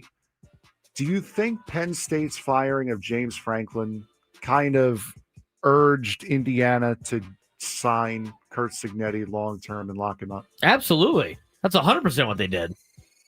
They knew that a bunch of high-profile jobs were about to be open or already open. They saw the rumors of Kurt Cignetti potentially being a candidate, and they were like, we got to get this thing done as quickly as possible. I wouldn't be surprised if Cignetti's agent immediately called Indiana like, hey, man, he's going to leave unless you give him an extension. The best news for coaches that are currently doing a good job, other coaches at more desirable locations getting fired, and you get a big pay raise. That's what happens. I would be surprised if Marcus Freeman gets a contract extension. I would be honest with you. He's been linked to the Penn State job as well. Anybody linked to the Penn State job, if the school that they're currently are at doesn't want to lose them, they're going to get a big payday, and they don't have to do anything. Good for Kurt Cignetti. Indiana had to do it. They had to do it if they want to keep him. Now, $93 million guaranteed if he gets fired without cause. Wow, what a sick deal that is. $93 million. It's just insane amount of money when you get fired in college football. Coming off of the that big win against Oregon as well, too. That really helped move this along, I think, as well as Franklin's firing at Penn State. Number 2. Micah Parsons hates the tush push and thinks offensive players get away with holding far too often, and had to change his face mask during the last game because he got poked in the eye and popped a blood vessel on a play that did not draw a penalty. And the Green Bay Packers defensive end said that it all knowing that it could come back to haunt him, both when his team plays the Eagles next month and when the NFL hears his comments. Though Parsons said Thursday that he doesn't think the NFL will do anything about the situation, Packers coach Matt LaFleur said that he plans to at least talk to the officials before Sunday's game at Arizona about what he perceived as missing holding calls. This is just another player, defensive player, coming out against the tush push and bringing receipts with him as far as what he had to do to protect himself on that play. I keep saying it. It's a dangerous play. But you know what? It's a popular play, and people like it, which means the NFL is not going to ban said play. The people don't like big hits across the middle. They thought it was scary. And so therefore, in public opinion, they got rid of said hit, and they said it was for player safety. This is not about player safety. If they cared about player safety, which I know they don't, Bless you. Bless you. There it is. Thank you. If they cared about player safety, this play would be out because it is not a safe play. Anybody's like, oh, in rugby has a bunch of neck injuries. And this isn't rugby. The only reason why this play works for Philly and nobody else is they have the strongest quarterback in the National Football League. Jalen Hurts is he has the strongest legs out of any quarterback in the NFL. Have you seen that guy do squats and deadlifts? This is why it works for them and it doesn't work for anybody else. Also, the Eagles line up on offsides almost every single time when they line up for this play. I'm sure there's holding. I'm sure there's a lot of other things. They're all in a 4-point stance. You can't out-leverage them. It's not a great – it's a very difficult play to stop. But it's also not a safe play. So they're not complaining about it because they can't stop it. It is not safe. I mean, did you see the Chiefs D-line? I mean, they're getting tweaked with their neck and their back, and it's not a safe play. And for those of you who want to say, oh, well, it's kind of like a rugby scrum. No. In a rugby scrum, everyone gets lined up. Everyone interlocks. They're all locked together, yes. Interlocks, and then they get together before they start pushing. There's no rush into the push the way there is on this play. Everyone is interlocked in a very specific way to try not to hurt each other, unlike the tush push where they just run into each other. Correct. Number 3. Philly does a good job with it because they're on a 4-point stance and they're almost low and they're all offsides. Yeah. You know who wasn't offsides? Auburn when they tried to do it. You know who else wasn't offsides? Baltimore when they tried to do it as well. This kind of goes with you because it would affect you a little bit. A committee working on behalf of U.S. Soccer has recommended that the men's college soccer season switch to a season that stretches across a full academic year beginning in fall of 2026.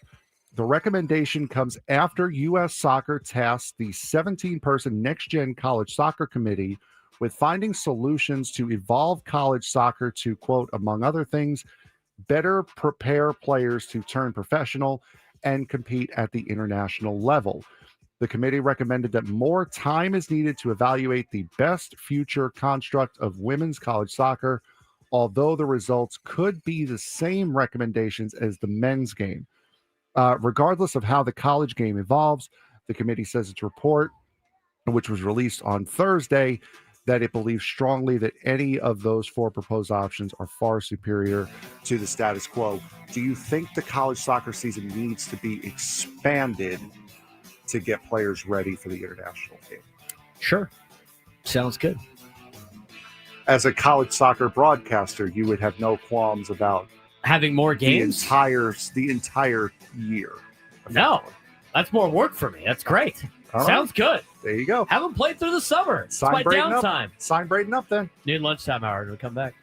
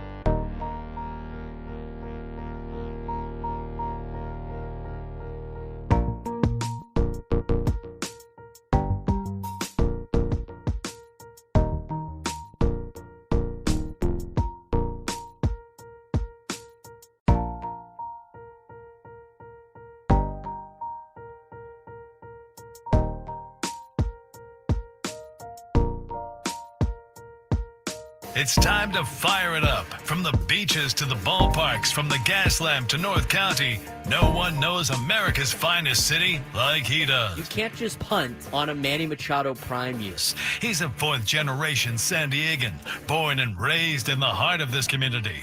Passionate, opinionated, and always bringing you the real talk on your teams, your city, and everything in between. Braden totally knows his stuff. He's ready for the next step. That guy is good. Live and local, it's the Braden Surprenant Show. But I think Braden's one of the up-and-coming young stars in the media game in San Diego. Now, here's your host, Braden Surprenant. New lunchtime hour on 97.3 The Fan. I'm Braden Surprenant. This is the Braden Surprenant Show, live and local each and every day from 10 to 2 on San Diego's #1 sports station, 97.3 The Fan. To go back to that soccer thing, yes, as a broadcaster, the more games, the merrier, which means I get paid more. I'm all for it. Please play every night. Please. Please play every night. Absolutely. That would be a nice little payday. Some of us are trying to survive in San Diego, man. It's difficult. Oh, you too, huh? Yeah. Wow. Welcome to the club. I thought it was just me. Holy cow. They play every night, and I need a sub. Then you can fill in. I'm down. Please play every night. Please play in the summertime. I lose a little bit more in the summertime. The summertime, when everybody's not in school, less money to be made in terms of broadcasting college games. Add them in the summertime. Sounds good. One, nobody cares about player safety if there's money to be made. Come on, you know that. Just ask the NFL. And speaking of, it is time for the NFL whip around, Frank. Oh, is it now? Yeah, it is. Should have a fun weekend in the National Football League. Handful of games to get to today, and we'll start with the Rams and the Jags, Frank. That we will do. Let me find out. There we are. The 4-2 Los Angeles Rams take on the 4-2 Jacksonville Jaguars. Rams favored by 2.5. That's in it's in London. Yes, it is. It's in London. It's the Jaguars home from home. Are the Jaguars the home team? Yes. They should be. They it are. says Jags at Rams on ESPN.com. Did I write it backwards? Unless they're doing it in the soccer way, where it's literally. I think the article is wrong. I mean, don't the Jags always play don't they give up a home game all the time? NFL schedule. No, NFL. Like if you go on the NFL schedule, the scores page on ESPN, it's showing the Jags as the home team. They should be the home team. The article about the picks has them as the road team. Wow. Cool. So the article's stupid. Article's dumb. Do we think the Jags are going to make Travis Hunter a little bit bigger part of their offense? Coach Liam Cohen said Wednesday that they need to call more plays where Hunter is the primary option because they don't feel as if they're taking advantage of his playmaking ability enough. No, they haven't. Oh, really? Yes. I like the Rams in this game. I think they're better than the Jags, but it is in London. I'll take the Rams minus 2.5. I'm going to take. Are you okay? Me. Yep. I'm going to take Jacksonville in this game. Buy or sell Rams wide receiver Tutu Atwell will record 50-plus receiving yards. Tutu Atwell, 50-plus receiving yards. Well, you know what? Puka Nacua is out, so I'm going to buy that. Somebody has to pick up the slack somewhere. And I think with Devontae Adams being the guy that everybody's going to be paying attention to, Tutu Atwell can have a sneaky game. I will buy that. The 1-5 New Orleans Saints taking on the 3-2 Chicago Bears. Bears favored by 4.5 in Chicago. I'll take the Bears. I will take the Bears as well. The Saints are terrible. Buy or sell, the Bears will score 40 points. I will buy that because the Saints have allowed multiple passing touchdowns in 8 straight games, longest active streak in the NFL. And this is a big weekend. Who's the Chicago Bears? Who's the one in the 1-5 for the Saints? Who is the one? Who did they beat again? Oh, the Giants. The 1-5 Miami Dolphins taking on the 1-5 Cleveland Browns. Brownies favored by 2.5 in Cleveland. Mario Macias. Is Devontae Adams still alive? fantasy hunters want to know. All right, we got the Browns. What do we got? Browns and the Fishies versus the Brownies. Yes. Oh God, what a lousy game that is. This is a that game is so lousy. This is a I might Cartman want game. to say that it starts with an S and ends in a Y and hit the dump button. It's so bad. Risking that. That's how bad of a game this is. This is a Cartman game. Dolphins at Browns. Brownies 2.5. Oh my God. I'll take the Browns. Just for you, Clay. Just for you. Clay, how did you feel watching Joe Flacco beat the Steelers yesterday? They should flex it to prime time, says Go Aztecs. I agree. It's so equally bad. It might be a great primetime game. It might be a great primetime game. I am going. Here's the thing about the Browns, though. If there is any matchup for the Browns offense to get back on track, it's the Dolphins. A defense that ranks 29th in points allowed per game, 31st in yards per play allowed. However, Cleveland's players continue to emphasize the need to minimize self-inflicted mistakes before they can take advantage of opportunities. Quote, if one guy messes up, all hell breaks loose for the offense, according to Jerry Jeudy. This is the week for Cleveland. This is the week for Cleveland. This is the week for Clay in the South Bay. They broke his heart by trading away Joe Flacco. This is their best chance. I will take the Browns for my guy Clay.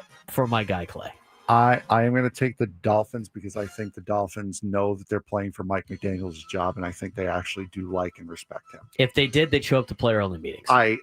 They obviously don't like or respect him, nor do they care about him. So I'm going to say no to that. Okay. Dolphins, if they win, though, it's because the Browns are just that lousy. Dolphins linebacker Jordan Brooks will lead all players in combined tackles this week. Jordan Brooks will lead all players in combined tackles in Week 7. I'll buy it. I think the Browns are going to be moving the ball. 4-2 New England Patriots taking on the 1-5 Tennessee Titans. Pats favored by 6.5 on the road in Tennessee. The New England Patriots will try to do something they haven't done since 1961, Frank. Before the AFL-NFL merger in 1967, that's win 3 consecutive regular season road games. Wow. Can you believe that? I'm going to say that again. The Patriots will try to do something they haven't done since 1961.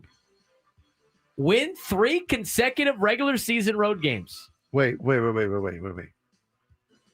The Patriots with Bill Belichick, that's what it says. Wait, you mean that they're trying to win their 3rd straight game that is being played on the road? 3 consecutive regular season road games. Right, but the way I hear that is, and I think, okay, they went 16-0 one year, so how is that possible? They're playing 3 road games in a row. They've played 3 road games in a row. This is the first time that they will be doing that, trying to win all 3 in a row. Got it. So now first time since 1961. So now that my brain is sufficiently broken, which admittedly is not that hard to do, who do you got? Coach Mike Vrabel is returning to Tennessee, where he served as the head coach from 2018 to 2023, is naturally a top storyline for this as well, aside from the winning 3 road games in a row that the Patriots haven't done since 1961. But Vrabel and players downplayed its importance. Quote, Coach was preaching to us about being a road warrior, going on the path of the least resistance. Your camera even wants your pick. I understand that. I'm taking the Patriots by 1,000. Gotcha. The Titans suck.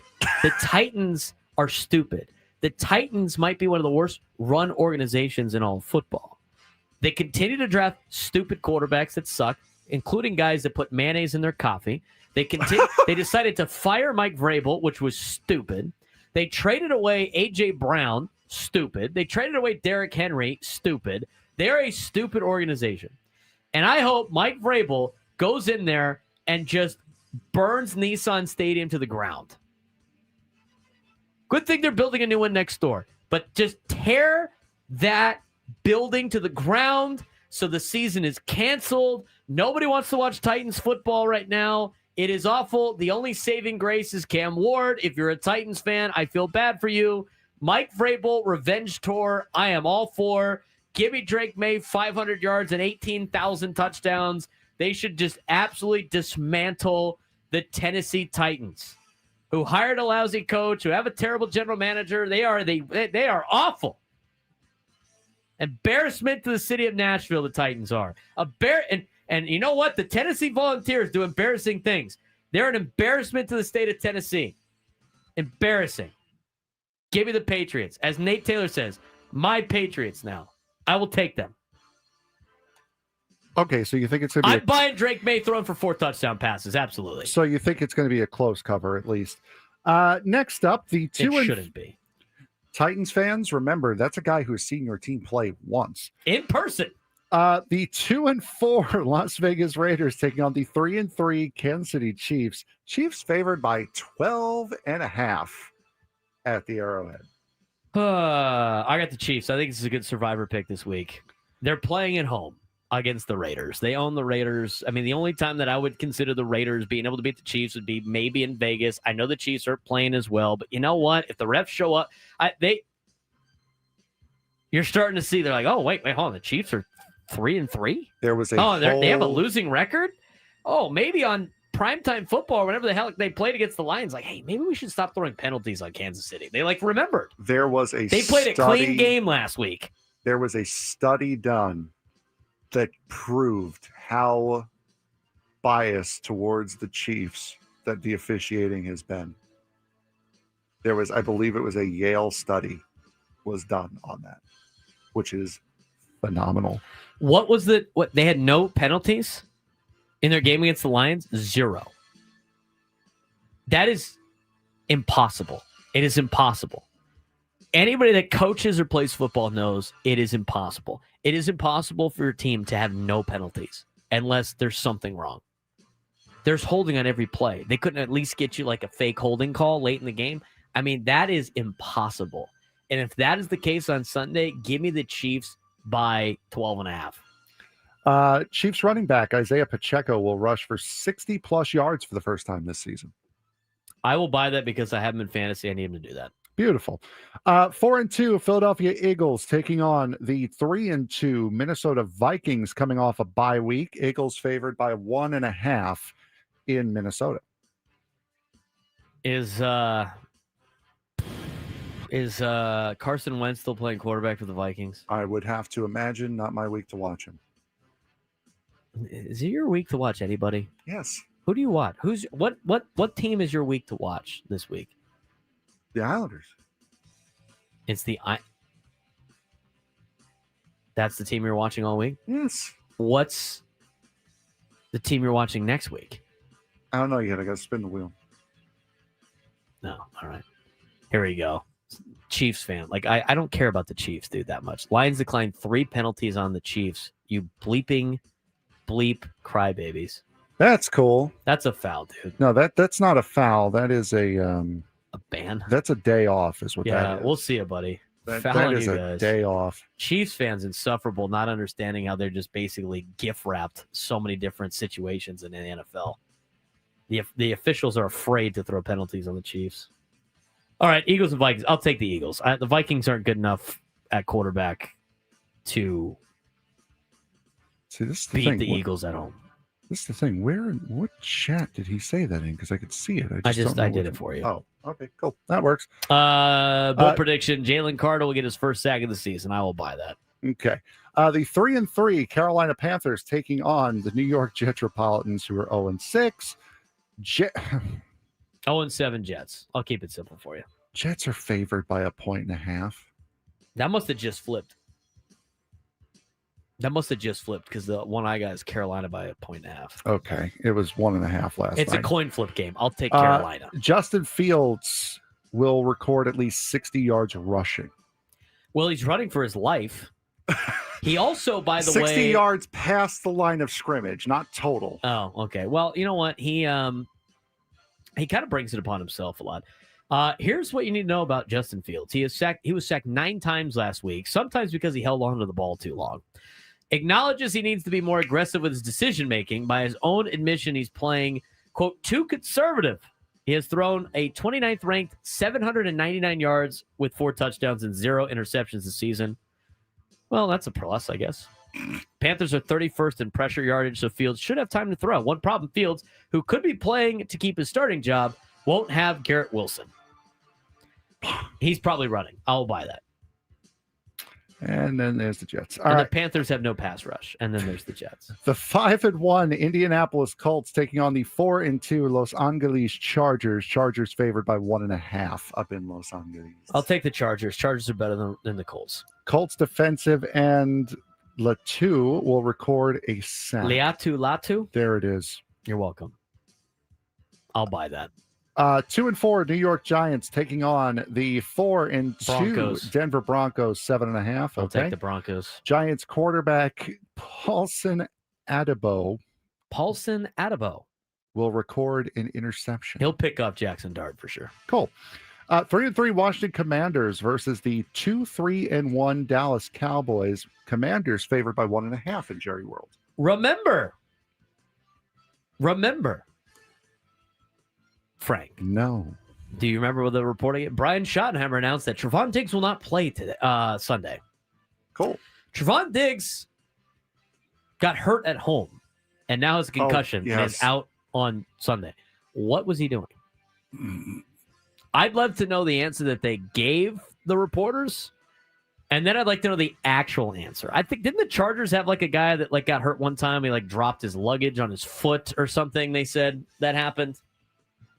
Anyway, Trevon Diggs is out on Sunday. I like the Commanders in this game over the Cowboys. Have you seen the video of the guy who said, my parents yelled at me and said no for 40 years, and I finally bought myself a pair of Heelys? The first thing he does is slips and cracks his head on the floor. Could you imagine if he bought himself a pair of Heelys and gave himself a concussion because he fell?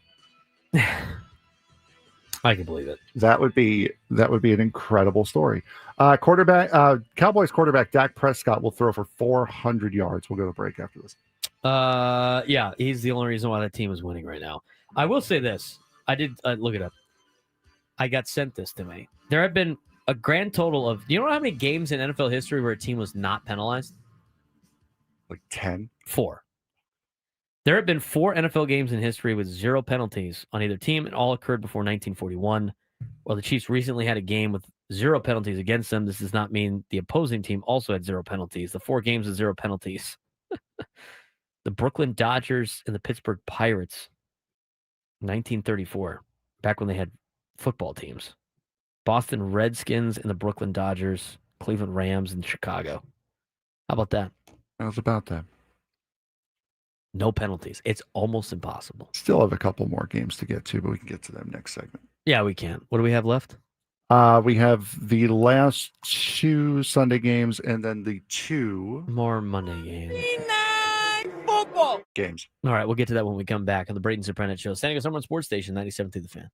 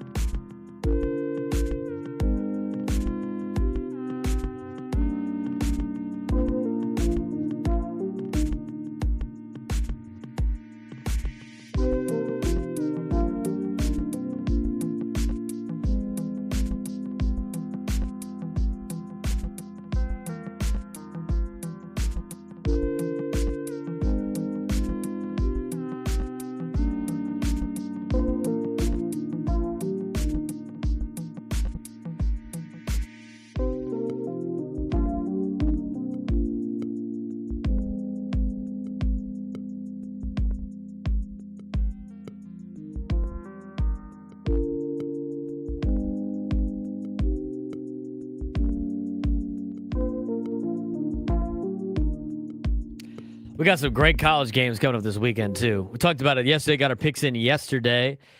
We will talk more college football when we come back in the 1 o'clock hour. And we also have Drake Hills joining us in the 1 o'clock hour as well. Little San Diego FC to finish off the week. He's Frank Marchese. I'm Braden Surprenant. This is the Braden Surprenant Show, live and local each and every day from 10 to 2 on San Diego's number one sports station, 97.3 The Fan. Couple games left in our NFL whip around. Back to the music. We just love playing the music. Of course. That's so much fun. Exactly. All right, what do we got today, Frank? What do we got left? All righty. So we have the 3-1-1 Green Bay Packers taking on the 2-4 Arizona Cardinals. Pack favored by 6.5 in Phoenix. Matthew Golden's opportunity is still on the low side for the Packers, but it doesn't mean Jordan Love doesn't trust them. In fact, Love has started to throw to Golden in critical spots. Love hit Golden for a 31-yard completion in Week 6 to convert a fourth quarter third down and help set up a field goal that put the game out of reach. Quote from Jordan Love, FQ10 guy, works out in San Diego. I think it's all the stuff that he's done since he got here in practice that gives you that confidence in him. Look for Matthew Golden to have a little bit more love this week for the Packers against the Cardinals, who have a pass defense which is allowing 6.23 yards per play, and a nice test against the Packers, who average 8.07 yards per play. We'll see what the Arizona Cardinals can do. We'll see what Arizona Cardinals team shows up. Right now, not looking very good for the Arizona Cardinals after losing to the Tennessee Titans, which that was a disaster. That could be the beginning of the end for the Cardinals. I'll take the Packers in this one down in the desert. Packers wide receiver Romeo Doubs will record 80 yards receiving. I will buy that Romeo Doubs will record 80-plus yards receiving. 3-2 Atlanta Falcons taking on the 4-2 San Francisco 49ers. Niners favored by 2.5 up north.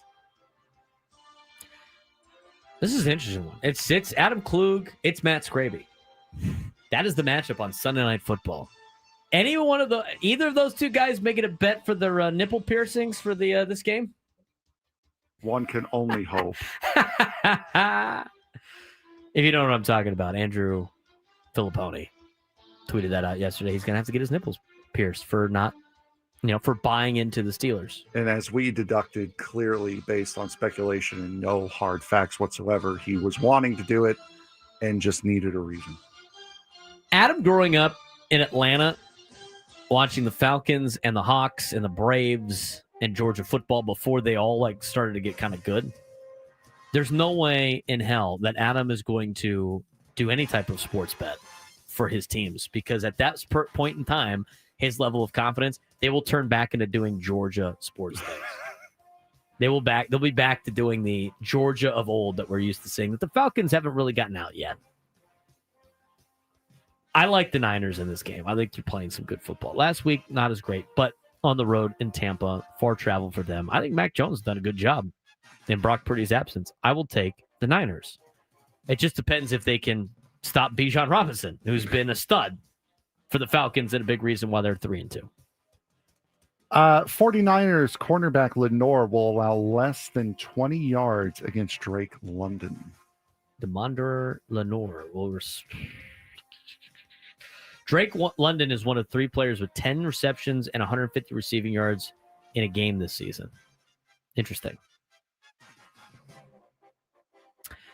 I'll sell that. I think Drake London has a good day against DeMondre Lenore. We got another double header, so this will be game one. Are you not picking games? I haven't been. We're just going. No, that's lame. Game one of Monday Night Football. That's right. Well, George Kittle might be back too for the Niners. Well, he says he's fully expecting to be back. 5-1 Tampa Bay Buccaneers versus the 4-2 Detroit Lions. Lions favored by 5.5. I'll take the Lions on a bounce back on Monday Night Football at home. I will take them by 5.5. You know what? I'll take them as well. The Bucs will score multiple touchdowns using motion at the snap. Is by yourself. Sure. Tampa Bay used motion at the snap 62% of the time in Week 6. Second highest rate by any team in a game this season. Lions are 0.7 EPA per play against motion, fourth most in the league. So yeah, I think they will motion a little bit more. That adds some wrinkles to it. That makes it difficult for a defense when you got guys motioning out and stuff, especially when they want to run man coverage. So I will say yes to that. When the football people run out of ideas, so they ask the nerds to come up with one. Final game of Monday Night Football. You just love playing. There's no reason for us to talk about Monday Night Football on a Friday when we have a show on Monday before Monday Night Football. But if I tell you what, we're probably going to do this again on Monday because Frank loves. I only had two queued up. I only had two queued up. Oh, you don't have another one on there? No. And it's on the same pod. Yeah, I only had two queued up. I was setting you up for that one. I gave you a softball and you swung and missed. You never know because what we were supposed to talk about it last week. True. We talked about it on Wednesday. Exactly. We didn't even get to the overreactions of last week. We didn't get to high school football. We didn't get to college. Nothing. We got to nothing until Thursday. The 2-3 Houston Texans versus the 4-2 Seattle Seahawks. Seahawks favored by 3.5 in Seattle. Texans have been playing a lot better. If the Mariners drop another game, Seattle's going to need a reason to really get a pickup here. That has been sweet road, that ALCS.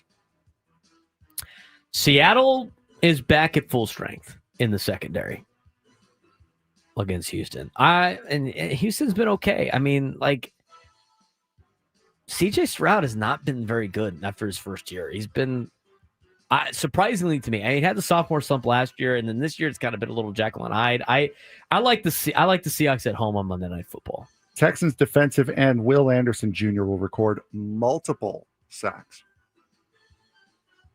I can see that. Okay, cool. Finally, last night's game, Cincinnati Bengals beating the Steelers 33-31. Flacco 31 for 47, 342 yards and 3 touchdowns. Aaron Rodgers 23 for 34, 249 yards, 4 touchdowns, but he did have 2 picks. And a rather overzealous lineman tackled him, which he was not happy about. Any takeaways from last night's game? The Steelers are fake good, like we said on the show. What's this phrase on our show? Right, but too early. Right, but too early. Steelers are fake good. Said the same thing about the Colts. I think the Chargers are going to beat down the Colts, but we'll see. That was my biggest takeaway. And you know what? Joe Flacco, not bad. I mean, he played well enough to win. I thought I saw a little bit of a spark right there for the Bengals at home. And Frank is right about the yellow pants. I saw it. No, it's not me. I'm not taking credit. And I'm for that. upset because Baylor's not wearing yellow pants on Saturday. They must have gotten wind that you say that. What, by the way, what is Jocelyn and David talking about? What is this Scraby news? I have no idea. Somebody want to fill me in on the Scraby news? It was Jocelyn asked what was the tea that Scraby shared yesterday. His mom is committing to clean his home a few times per month. Is that the same? That's the same conversation? I don't think so. Scroll up. And then it said like, oh, you missed the news, said David Vu. Jocelyn said, what is it? And then Juan, I can't trust Juan. Juan throws a lot of trolling stuff in there. So I can't trust. I'm sorry, Juan. I can't trust you. I don't know what that's about. I'm going to let Frank investigate. Wait a minute. Oh, wait a minute. Oh, wait a minute. Is that what the news was? Is it? Oh, we're going to find out in an hour and a half, though. I'll tell you that. We should have Scraby calling. Is that what they posted on YouTube yesterday? No. Was that what the news was on YouTube yesterday? I have no idea. Oh, let's go. Wow.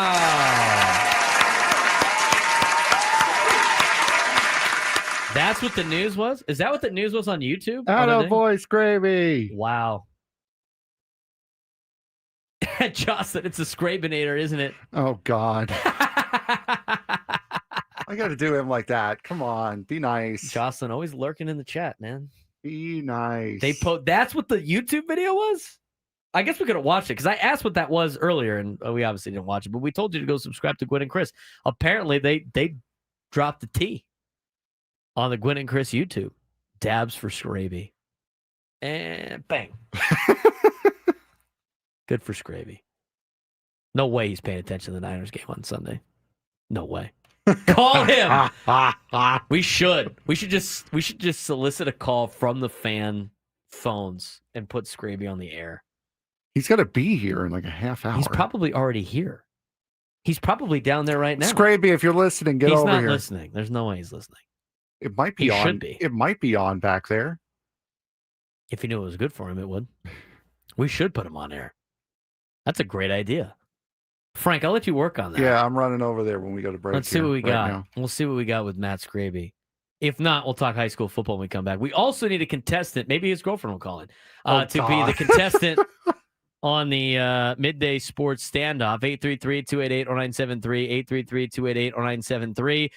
If you can take me down in sports trivia, you would be qualified for a chance to win our grand prize, a trip for two to see Jerry Seinfeld in Las Vegas, including 2 tickets to the show on April 17th at the Coliseum at Caesars Palace, a 2-night stay at the Flamingo Hotel and Casino, and a $100 gas card. Jerry Seinfeld returns to the Coliseum at Caesars Palace on April 17th and 18th. See Ticketmaster.com for tickets.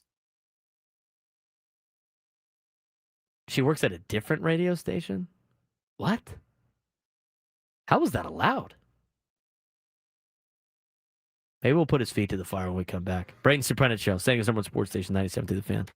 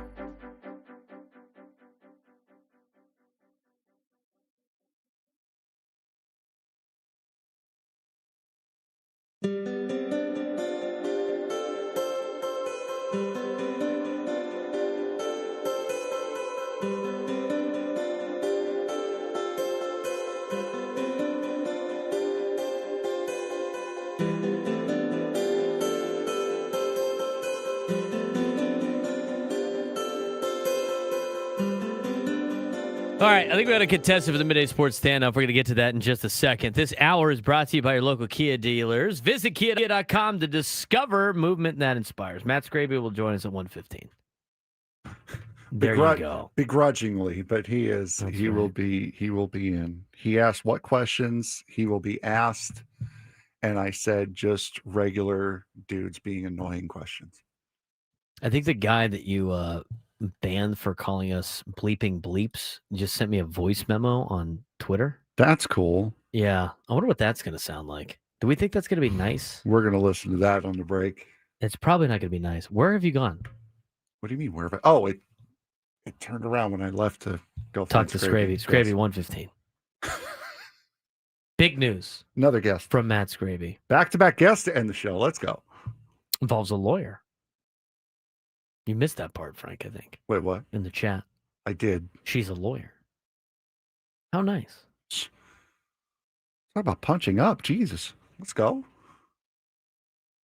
I think the three of us, if that is the case, I think the three of us have outkicked our coverage here recently, as far as that's concerned. We're just talking about Scraby. We're not talking about us.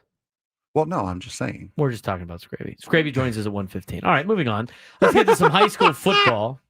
It's a massive Friday night in San Diego High School football. League races are tightening. Playoff positioning is on the line. Several of the county's top programs face big-time tests. Starting in the Avocado West League, number 2 Carlsbad, who's undefeated, heads to number 9 San Marcos, who's 5-2 and 1-0, and one of the biggest games of the year. Carlsbad's Cornell-bound quarterback Eli McNeil has been lights out, 1,181 passing yards and 20 touchdowns. He is surrounded by weapons. Kai Brown, Ian Wall anchor a rushing attack, averaging nearly 9 yards per carry, while Travis Jeffrey and Ethan Meyerhoff headline the receiving corps. Don't forget about Rocky Cummings, the Cal commit at tight end, who has 5 touchdown grabs in his last 2 games. San Marcos counters with Crete McKeely, who's thrown for 1,202 yards and 15 scores, and one of the county's most dynamic players in Zamar Reese, who's already piled up 1,675 all-purpose yards and 20 touchdowns. Zeke McIntyre is his go-to receiver, and the Knights are eager to prove they can hang with the Carlsbad Lancers. That is a big game that involves seeding in Division I and the Open Division. Mission Hills staying in the Avocado West, 6-1, 1-1. Looking to bounce back when they visit Torrey Pines, who's 4-3 and 0-1. Penn State commit, or now former commit, Troy Hoon, who decommitted from Penn State yesterday, leads the Grizzlies alongside running back Patrick Fleming and receivers Mizell Quackenbush, Josh Gonzalez, and Braden Roberson, who spells his first name wrong. If you don't know the bit, understand the bit. The defense has been stout all season, but has given up 65 points in the last 2 weeks. Torrey Pines will lean on quarterback Blake Miller, running back Sonny Villegas, and receiver Logan Bonneau, as they also tried to slow down a Mission Hills team ranked 16th in the state. In the Western League, Cathedral Catholic 5-2, 1-1, or actually, this is their first league game. 5-2 on the year. Host Scripps Ranch, who's 4-3. Dons are banged up. Quarterback Brady Palmer remains out, meaning Josh Faramo and Nathan Ashmore will again split time under center. Cathedral has one of the section's deepest rosters, while Scripps Ranch features quarterback Parker Armstrong and playmaker Malachi Salas, who can hurt you both at running back and catching the football. In the Grossmont Hills League, undefeated Steel Canyon, 7-0 and 1-0, visit the number 10th ranked Mount Miguel Matadors, who are 5-3 and 0-1, coming off a loss against Granite Hills last week. Steel Canyon quarterback Gavin Kaha has 13 touchdown passes, spreading it around to 6 different receivers, led by Josiah Stalker. Abel Lopez paces the ground game, and defensively, Dante Brown, Gunnar Minnick, and Vincent Pryor headline a Cougar unit that's allowed just 63 points all year. Mount Miguel will look to answer with quarterback Jeremiah Loper, who's thrown for 1,709 yards and 18 touchdowns. His top targets, A.J. Logan, Brandon Arrington, give the Matadors a chance to make big plays every drive. Also in the Grossmont Hills, 6th ranked Granite Hills host Helix, who is having a down season this season. Granite Hills quarterback Zach Benitez has been a stat machine. 2,250 yards and 19 touchdowns, and he's got plenty of help with receivers. Noah Walker, Tristan Diaz, DJ Wilkins, and Zadon Smith. Might have another weapon on offense, too. Somebody that started the season playing for somebody else that's now playing for them. I don't know how that's allowed, but you know what? Apparently, Frank, you can, in high school football, play for two teams in the same year. No I can't way. believe that's a real thing. But you know what? Add another weapon to Granite Hills. You get traded? He must have. I don't know how you could play for one high school team and then transfer mid-season and then be eligible to play at a different high school. That is allowed now, apparently. I can't believe it. I honestly can't believe it. I mean, my senior year, we got disqualified from the playoffs for a kid that was at our school and then transferred to Westview and then came back to our school, never played football, and then played football for the first time. And since they didn't get the clearance from Westview, every game he played and we had to forfeit. But that's not allowed. But apparently you could play for a school and then transfer and then play for another school in the same season. That's okay, apparently. Apparently that's okay. I don't get it. I don't understand high school football. It's just, it gets crazier and crazier the more I'm a part of it. But Granite Hills, they got another weapon in the transfer portal in the middle of the season. Good for them.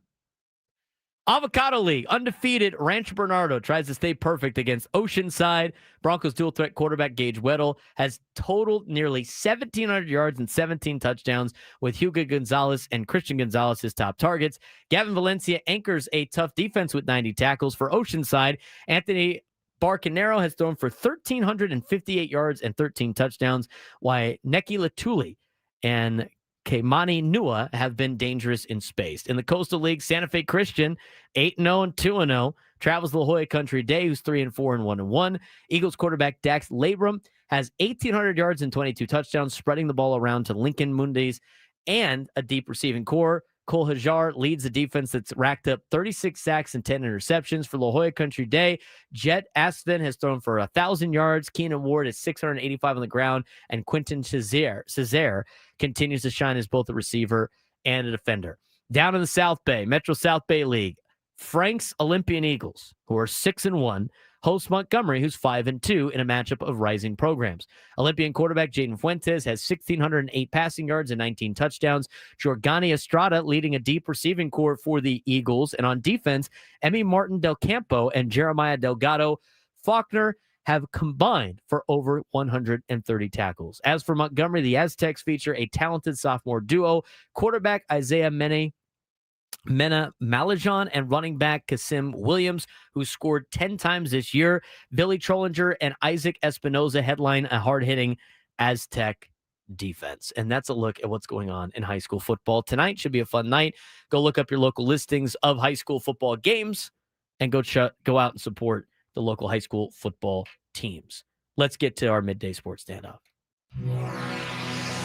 Welcome to Midday Sports Standoff on the Braden Surprenant Show. I can't believe what I'm seeing right now. The ultimate head-to-head battle where sports knowledge and quick thinking collide. No, he's no good. Are you kidding me? Contestants will go toe-to-toe with Braden in a sports trivia deal where every correct answer brings them closer to victory. Down the sideline! Wow!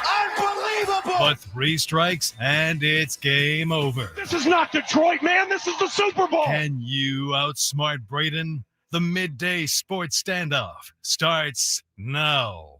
All right, Frank, who we got playing today? We have Tyler in Fallbrook. Tyler, how are you doing today? Doing great.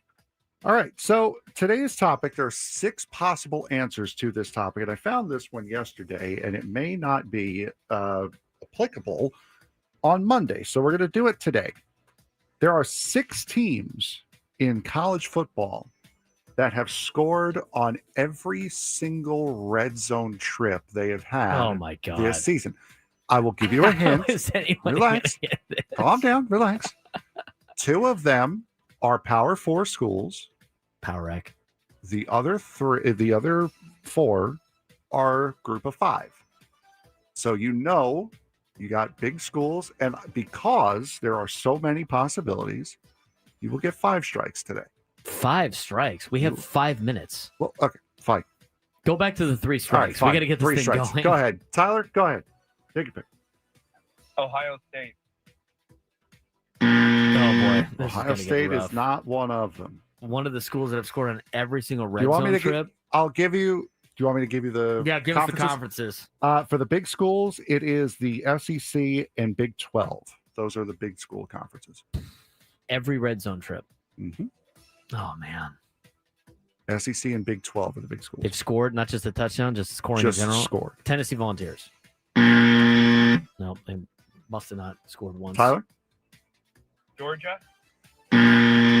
Oh boy. I know it's not Auburn because they fumbled going into the end zone the other day, so it can't be them. This is going to be first one gets it right and wins. Texas A&M. Yeah, this is going to be first one gets it right. Alabama. You know, didn't we talk about this for like locally? Is this what spurred this conversation? It's the Aztecs? The have Aztecs done it. are one of them. Tyler, I'll be kind. Go ahead. LSU. Vanderbilt. I feel so bad now. Kentucky. I feel so bad now. South Carolina. Dude, what kind of question is that? How am I supposed to know that information? USC. No. Just keep throwing the X's. We'll just keep guessing names. Oregon. No. Big 12, I'm not just Big looking Oh, at the Big rankings 12. at this Oh, point. Texas Tech. The No. Red Raiders. No, Utah. no, Arizona State. no. Arizona. Tyler, start throwing names out, please, for the love of God. Baylor. TCU. It's definitely not Oklahoma State. They can't even score. Indiana. It's a Big 12 school, you said, right? Big 12. Houston. I feel so bad now. I've almost named every single Big 12 school. I feel so bad West now. Virginia. No. UCF. No. Cincinnati. Yes. Cincinnati. Wow. Dang. Got it eventually. It was the last team I guessed in the Big 12. And then the group of 5 schools? Tyler. Memphis, Tulane, Navy. Memphis is one of them. Wow. I'm on a roll now. Just like naming a bunch of random schools. Tyler, I'm going to be kind. We're going to qualify you. He gets to qualify because the question was so dumb. Yeah. Yeah. That was, I thought. Now you're getting yelled at by Adam. I know. Frank. I know. That should have been in all caps, Adam. All right, so I think I guessed them. How are I you can't remember the ones I How guessed are because you- I named how are every you gonna school in yell? the SEC. No, you didn't name every school in the SEC, but how are you going to yell at a guy who's thoroughly kicking himself and feels bad? Just like I yell at any Mets fan. Shut up. Oklahoma was the SEC team. Oklahoma. Oklahoma, Cincinnati, Got that one Memphis. after I guessed the entire Big 12. Memphis after I was about to start guessing the entire American. San Diego State. San Diego State, Washington State, The Cougs. and Eastern Michigan. Nobody would have got Eastern Michigan. I- We could have been guessing. If you gave us 5 strikes, we still weren't getting any of those. Could you imagine if it This came is down to not- Eastern Michigan? That it's- would have been the last school I guessed. Go Aztecs. It's not fun. It's really not fun. Tyler, congratulations. You were qualified for a trip to see Jerry Seinfeld in Las Vegas. I thought that would go a little bit smoother than it did. Adam Klug's got a great question for Monday. I totally agree. 6 FBS coaches have bachelor degrees in economics. Can you please name them? I thought this was going to go a little bit smoother. Did you honestly think I was going to get some of those? You know Yeah, what? Yeah, I did actually. I'm going to ask And you did. I'm going to ask my buddy's group chat. Let's see how anybody. Let's not do that. How many schools are there? There's 6 6 schools that have scored on every trip to the red zone this year. every trip to the red zone this season. Name them. Now, a couple of them are alumni of said schools, so maybe they will throw their school out there and automatically get it. They're 6 FBS universities that are within 30 miles of a Shake Shack. Please name them. You know what? Who is the closest to a gas station? I know that after watching Bad Beats. I apologize for that one. Tyler, hang on the line. I'll get to you in a Oh, second. man. We'll talk Frank off the ledge. Scrappy will join the show at 1:15. That'll be fun. Trey Hill's at 1:35. And we'll talk college football when we come back.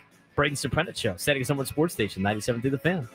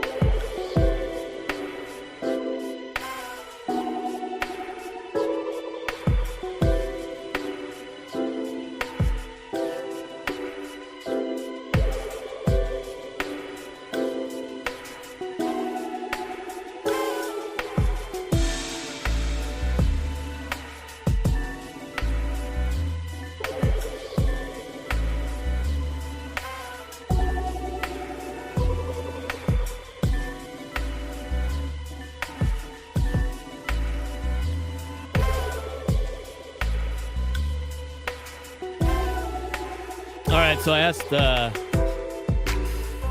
my buddy's group chat the question. 6 schools that have scored on every trip to the red zone this season. Please name them. My buddy Ron goes, damn. Period. Then goes, let me get Indiana, possibly Miami, but I don't know. Red Raiders, guns up. I responded with negative. And then he responds with a 4-letter word that we can't say on the internet or say on the radio. Well, we're on the internet too. Yeah, we're on the internet too. Yeah. I said it was brutal, dude. Go back and listen. Like it's just a bunch of like I said, I think we've talked enough college football today. All right. So the schools that actually have scored on every trip to the red zone, Frank. Cincinnati was the Big 12 school. Cincinnati, Oklahoma. Oklahoma was the SEC school. And then in the group of 5, it was San Diego State. Washington State. By the way, Washington State's in the Pac-12, dude. Yeah. That'd be a power act. So you're wrong there, too. That should have been the third one in the power. So Washington State, San Diego State. Memphis. And Eastern Michigan. Those are your 6. For those playing at home, next week, we will play the game. What colleges are the closest to Roberto's? Next week we'll do the question that was planned. Schools that don't have the university in them. Yeah, that sounds very difficult as well. No, it's really not. 3 of the answers are gimmies. If we're being honest. What if the slang term is like the official name? It says in the official name. Everybody calls them Baylor, but they're Baylor That's University. cool. That would not count, correct? Well, this is the university. Whatever. Yeah, no, that would not count. Well, Frank's sad. Let's cheer him up with some college football. Let's talk about Penn State football. That will get him going. What about the report that maybe Urban Meyer wants to coach at Penn State? Does that fart you up? That's cool. That's awesome. You know what's going to cheer you up? Matt Scraby in about 15 minutes. Matt Scraby's going to cheer all of us up in about 15 minutes. The tea. That would have never happened if Johnson didn't just pop into the chat for the tea. Exactly. That we didn't even know about. Scraby, if you're listening in the back studio, I know you said you're doing work on your show. You're eating what appeared to be a very nice sandwich. Blame Jocelyn for this. This is all Jocelyn's fault. We would not have known if it wasn't for Jocelyn. It's true. Ron's still trying to answer. It's going to be some crazy MAC team that's been in the red zone 4 times this year. Fair. You're not wrong. Maybe Eastern Michigan's only been in the red zone 4 times, and they're just 4 for 4. They've also got that one guy. You said Eastern Michigan? Right? Yeah, Eastern Michigan. They've also got that one guy whose name broadcasters are not thrilled about. Oh, yeah. Yeah, I know what you're talking about. Mm-hmm. Eastern Michigan football. I'm going to go look at their schedule. How are they? They are 2-5. Yeah, they probably have been in the red zone many times. Lost 52-27, lost 28-23, lost 48-23, won 34-31, lost 24-13, lost 31-30, won 16-10. Northern Illinois, man, they just pitched defense, I guess. What? Rod asked me to ask Gravy about a cornfield incident. He ditched his girlfriend in a cornfield? What? It cannot be this. It It's cannot not be this. this. No, one. that's definitely, this is a past relationship for sure. What are we gonna learn about Scravy here? We're not doing a full on "This Is Your Life" with Scravy coming up here. Why not? That sounds like fun. It does sound like fun. However, you know what? Does he want us to promote the Gwen and Chris YouTube page? Then he better start answering some questions. No. Yeah. That's called a squid pro row. We're not about doing that. I know it's quid pro quo. It was a. Now that Scraby has a girlfriend, it's the Mets fans that are last to get one. Is that what Nate said? No, I don't think so. I think Scraby's probably the last one. Scraby was the last one. The frog and the dog. Oh, I got a bone to pick with this guy. Uh-oh. Derek in La Mesa. Yo, Derek, why haven't you picked up your shirt yet? It's still sitting here. You know what? Hey, good call. Braden, I apologize. That's You a know foul what? on Derek. Hey. We got to pause for a foul. He draws the foul. All right, continue. Okay, I promise you I'll come next week, Braden. I'll DM you privately. Hey, I'm always going to wear it. Signetti, I cannot stand that guy. But I got to give it to him. I mean, that's a good football team. It was not a very good football game, but either he or his staff or both are really good. Dante Moore had got sacked one time in 5 games, and Indiana touched him up at Autzen 6 times. Unbelievable. So I hope Lanning takes the brakes off, and I hope they beat Rutgers tomorrow by 100, which they could do. But let's not talk about that. Let's talk about Penn State now. Let's not do that. I would love it if Urban Meyer went to Penn State, because then that would further seal their fate. That would be amazing. And I agree with you, Braden. You're going to fire a dude who wins 10 games every single year, and I know he can't win a big game. I get it. I'd be so frustrated. But as you said, Braden, Brandon, who are you going to get that's better than James Franklin? Who? Urban Meyer? Yeah, good luck with that. I agree, Derek. All right, Derek, we'll see you next week, man. Hopefully coming off an Oregon win. I don't really want to talk to Drake about the Oregon loss either. By the way, Oregon's undefeated, then Drake shows up to Eugene and they lose. Coincidence? These interviews are going to be interesting. I mean, we're holding guys' feet to the fire for 2 totally different reasons. I kind of agree with Derek on the whole Urban Meyer thing. That's where you want to go. Urban Meyer's interested in the job. Penn State has not talked about potentially being interested in Urban Meyer, but I don't know why that would be an upgrade for you. I mean, has Urban Meyer aside from Ohio State that's immune from everything? I mean, there's also a rumor going around. I think we mentioned it either on or off air this week that Adidas had something to do with the firing. I saw that. I don't believe. I don't want to believe it. Well, it's just I hope that isn't real. We haven't really heard officially one way or the other. Why are we concerned with Scraby's Taco Bell order? Squirrel, you got distracted. Continue. Squirrel. I don't see Urban Meyer being the coach of this team. No really way. Don't. There's no shot. He just is surrounded by controversy. Same thing with John Gruden. I don't want John Gruden. I don't care. Bring him home. Bring Bill home. Bill O'Brien. Bring him home. I mean, he was the first head coach after the Paterno stuff. Left the first chance he got to the NFL. It's an opportunity. The program's in a lot better spot than it was before. It was, and he had success with not having scholarships and a bunch of other stuff. Let's talk about this weekend of college football. Rod, I'm asking the same question. All right, we got a midseason summary, week 8 and beyond. Frank, guide us through this. All righty, so we do our big keys to watch. Ohio State-Indiana collision course. Ohio State stands out as the clear number 1 in college football playoff favorite. Indiana, now ranked number 3, could meet Ohio State in the Big Ten title game, potentially a revenge match from their loss last season.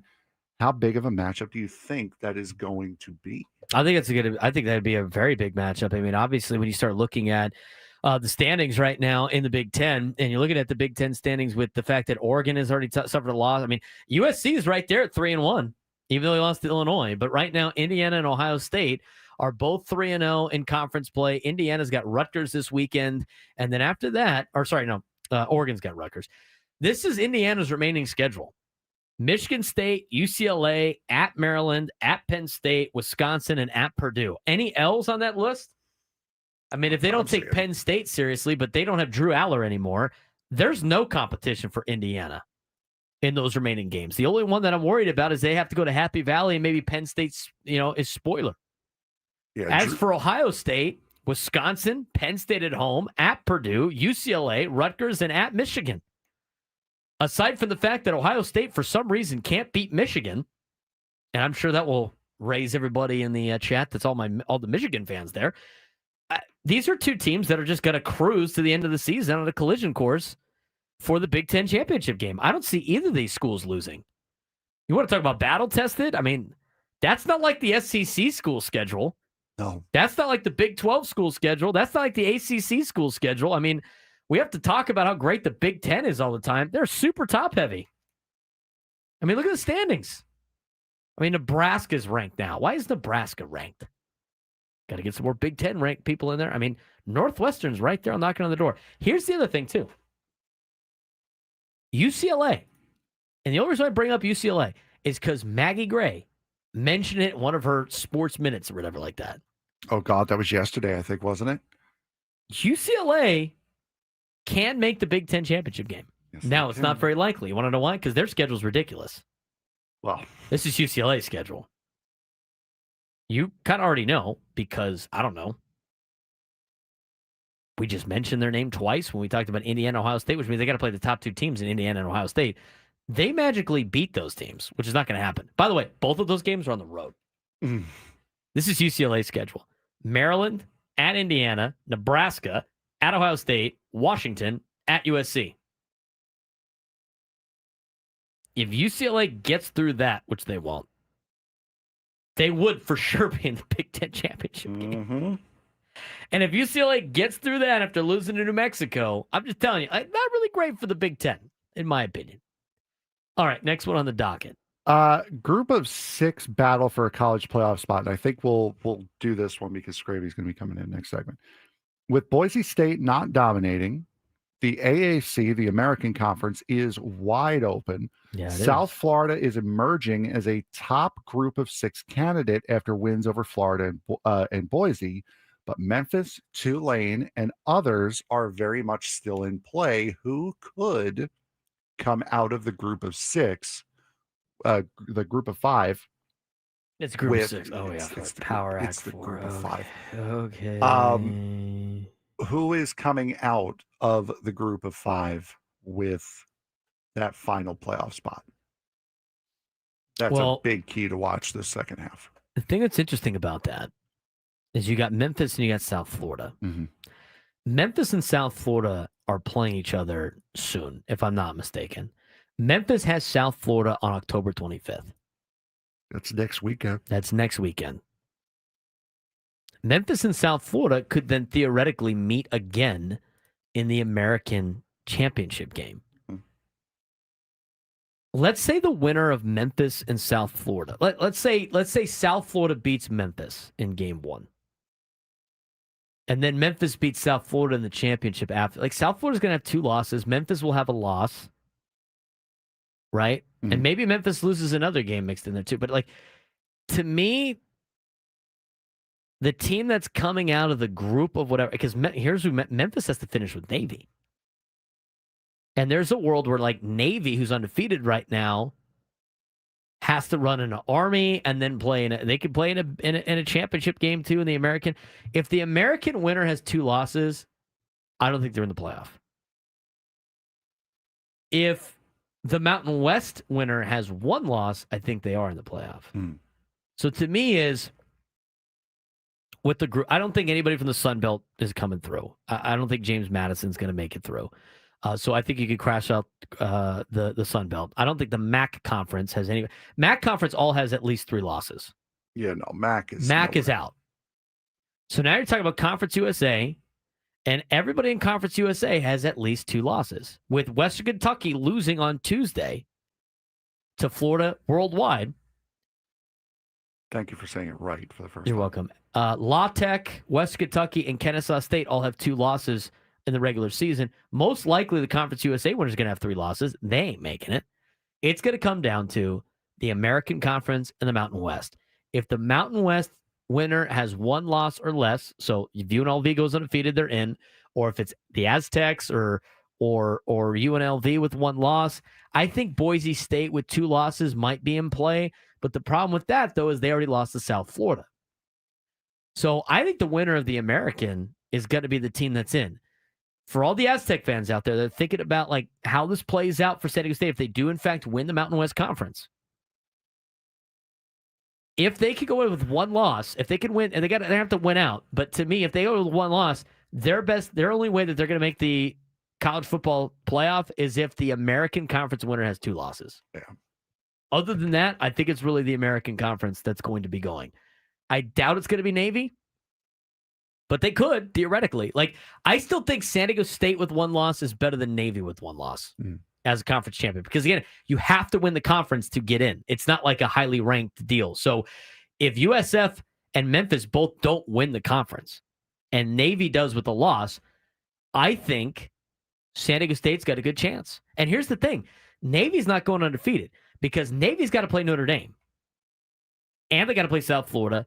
And they got to play Memphis. There's going to be some carnage in there in the American Conference. So I think the best way for the Mountain West to potentially make the tournament is by them having less than 2 losses and the American having 2 losses. But as of right now, I think the American's going to be the Group of 6 representative. We have a wild Scraby sitting outside. He's ready to go. Let's get to break. Matt Scraby joins us next. Braden Surprenant Show.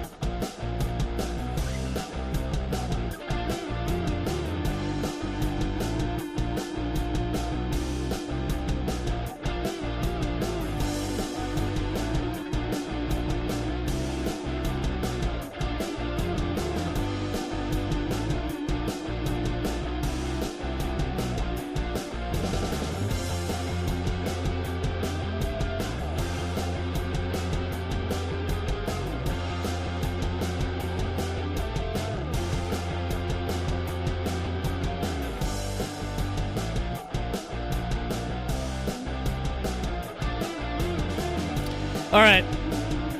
Some people are way too excited about this. This isn't even going to last very long because Scrape's got to get ready for the show. Want to join the show today? 833-288-0973. 833-288-0973. He is a guest, but he's not on the hotline. But we'll say it anyway. All guests in 970 The Fan. Join us via the David P. Shapiro Fan Hotline. Facing criminal charges. Trust David P. Shapiro Criminal Defense Attorneys. Helping clients regain control since 2010. Visit davidpshapirolaw.com. What's up, Matt? Not so much. What's up, guys? Nothing much. What's up with you? First time I think I've ever been in studio for the Braden Surprenant show. That's a fact. I used to come in here all the time when we would play. What was that game? Oh, the match game. The match game, yes. Yeah. But thanks for having me in, guys. Yeah, we wanted to promote the new Twitter account. We wanted to promote the new YouTube Yeah, account. the new YouTube account. That's great. How can you actually? I know how to do it. Yeah, you just. When I heard, by the way, I was listening, driving to football practice, and Chris is like, "I don't know, how do you do the YouTube thing, Scraby? Can you tell him how to do the YouTube thing?" Chris, yeah, he doesn't really know how to do this stuff, but he's trying. At least he's trying.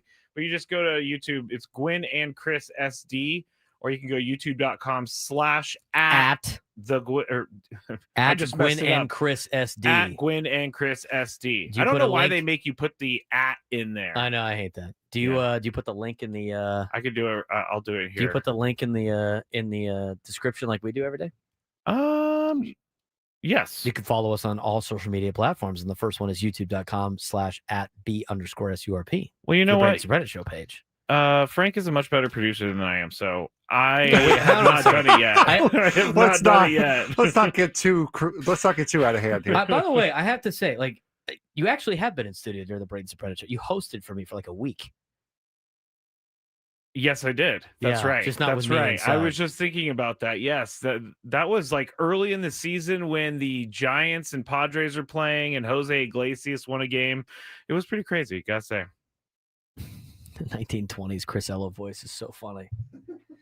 Strasburg ready to go. Strasburg ready All right. to So go. you guys started a new YouTube page, and then you're doing some off-air stuff. Yeah, we're gonna do some off-air stuff because a lot of the stuff that we talk about is not airworthy, so we want to make it so that we can talk about it, but not have to put it on the radio. It's not like anything where we're just going to be swearing all the time, but it's stuff that we wouldn't normally talk about on the show. Good thing it's not raining right now, Nate says. Did you know that we played that, by the way? No, we played that entire day that it was raining. We played it about 15 times, and then when I was driving home, you brought up the story about it. Yeah, I mean, that is one of the oldest clips that we have from the Gwen and Chris show. That was back when Thomas and Will, if you're a longtime listener, you know those names, but those guys worked here before COVID. That's how long it was ago. Thomas is back in San Diego. Yes, he is. So is Will. Yeah, well, I know Will's here. All right, so on the YouTube page, you just did the off-air stuff. You made a big announcement on the off-air thing. And I didn't know what it was, and I asked in the 10 a.m. hour what it was because I didn't watch. But it's fine. I didn't know what it was. I thought it was something to do with the show. And then later on, Jocelyn, who is actually on hold, I think she would love to talk to you right now. Oh, my Jocelyn gosh. threw out there, what was the tea? And then all of a sudden, people started to drop that you're a little busy right now, buddy. What's going on? What's up with that? Yeah, it's been about 8 years, but I have a girlfriend for the first time in a long Round of applause for Matt Scravy. How about it? You know, I'm not someone who is very good at the dating life, so I was single for as long as I was, and it was fine, but met someone about 6 months ago, and things are going well. Things are going well. Yeah, things are going really Look well. at you. I heard she's a lawyer. She is a lawyer. Defense attorney? No, or the, I'm not going to give away what she does, but she is in a niche. Oh, good she for wouldn't her. have it. She would not happen to work with David P. Shapiro. Would No, she? stop it. No, she does not work with David P. Shapiro. How about that? Congratulations. Thank you. What app did I use? Instagram.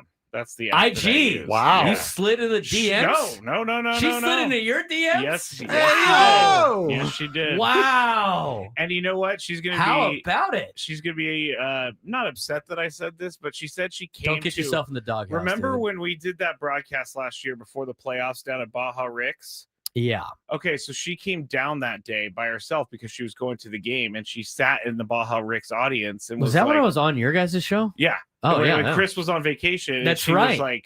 She was like, oh, this guy is actually cute, but he's a big radio star. I'm like, no, I'm not a big radio star. Okay, He's a big radio star. Yeah, he is. Absolutely. Everybody knows who Scraby is.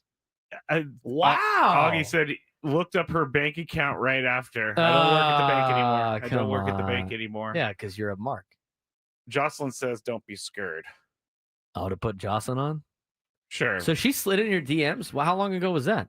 That was 6 months ago. 6 months ago, she got the courage to slide in your DMs. Did yeah, she and I follow never you usually before? check the DMs. Did she follow you before? No. And then did you? Okay, so she just went for it. Yes. She just went for it. Yes. She didn't follow you, and you didn't follow her back after the deal. She didn't talk to you after the before. DM, I definitely followed her back. Oh yeah, for sure. Of course. And then we started talking. And then what was the started hanging out? What was the first date hangout? What'd you do? Where'd you take her? We went to hit some golf balls at the driving range. Oh my god! And you know what's for really Matt. funny? Would you go to Encinitas Ranch or something? No, we went to the Del Mar. Oh, that's a great place. Yes. Did you do Pelly's golf afterwards? No, I would never do Pelly's golf. Oh, I've done afterwards. Are you Pelly's kidding golf me? many of times. I mean, have you seen that place? It's great. It's great. It's mini golf. What's wrong with mini golf? But you know what was great that day?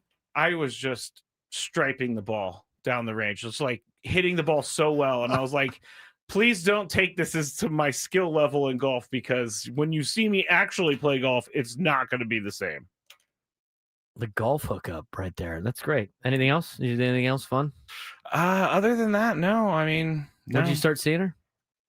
When did I start seeing her? Yeah. 6 months ago. 6 months ago. So her birthday is like a couple days before mine. Wow. Yeah. Around the same age?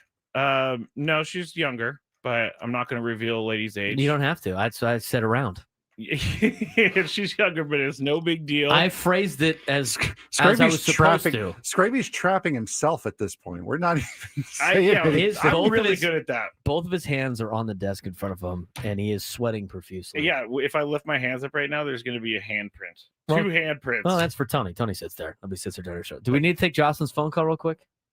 It's up to Scraby. That's fine. Let's. Jocelyn nice. Needs to find. Jocelyn, what's going on? What's going on? Hi, boys. Hello. Don't be scared, Scraby. It's me. I know, but you are nicknamed the Black Widow. Who nicknamed her that?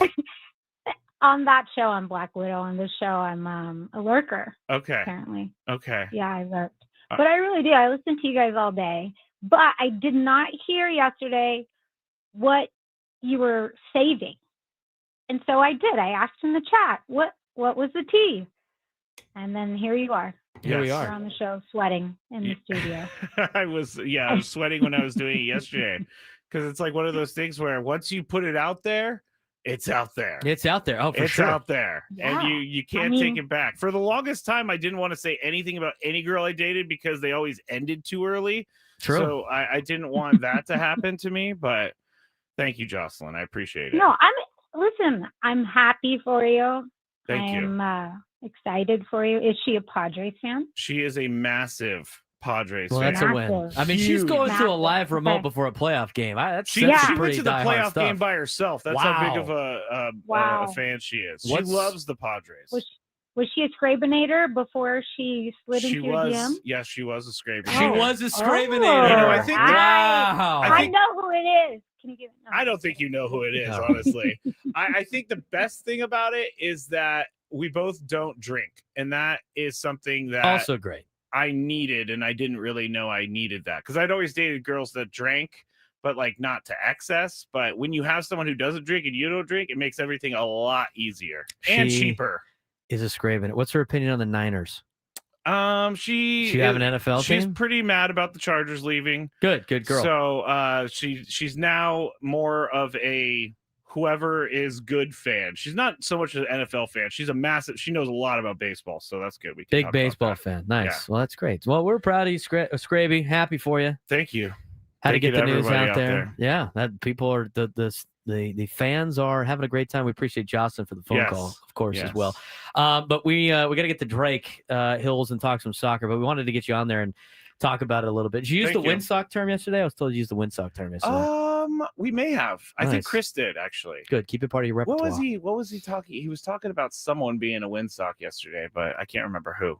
I don't really listen to what Chris, says most of the time. So.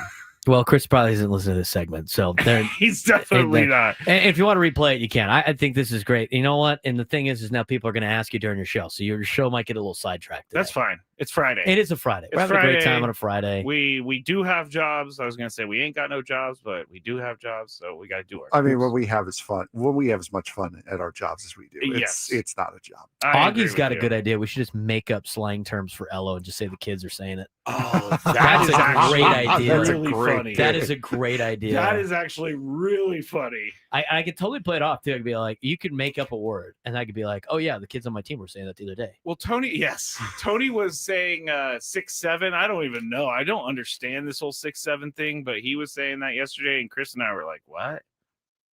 Oh, there it is on the chat. 6'7". Skip the toilet, Bo says. Okay. Oh, that would be. We gotta stop that. We gotta. That one. That's where we stop it. Augie, it'd be like the Incorporator, but to confuse Grandpa Lo. That's kind of funny. That's mean, but that's also funny. I think Tony would be totally on board with that. Have somebody call in and come up with a slang term. I bet you Tony is here, so I'm gonna go in the back and. I was going to say, go present the idea. We rib you a little bit, but we Right. give you a new We're show giving you great idea. show Thank advice. What do you got coming up on the show today? We're going to be talking about the SDFC game. We're going to have an Apple TV announcer on. We're also going to go through that Dennis Lynn, Ken Rosenthal article We'll do that. has, taken everybody by storm. And then we have the countdown, which is going to be our managerial candidates, top 5. And in between, Chris and I will probably fight as usual. We love it. Per usual. We love it. Matt Scraby, thanks again for joining us and Thank getting you. us the good news. When we come back, Drake Hills will join us and talk about Decision Day and San Diego FC coming up on Saturday to finish up the show, and then Gwen and Chris. San Diego's #1 sports station, 97.3 The Fan.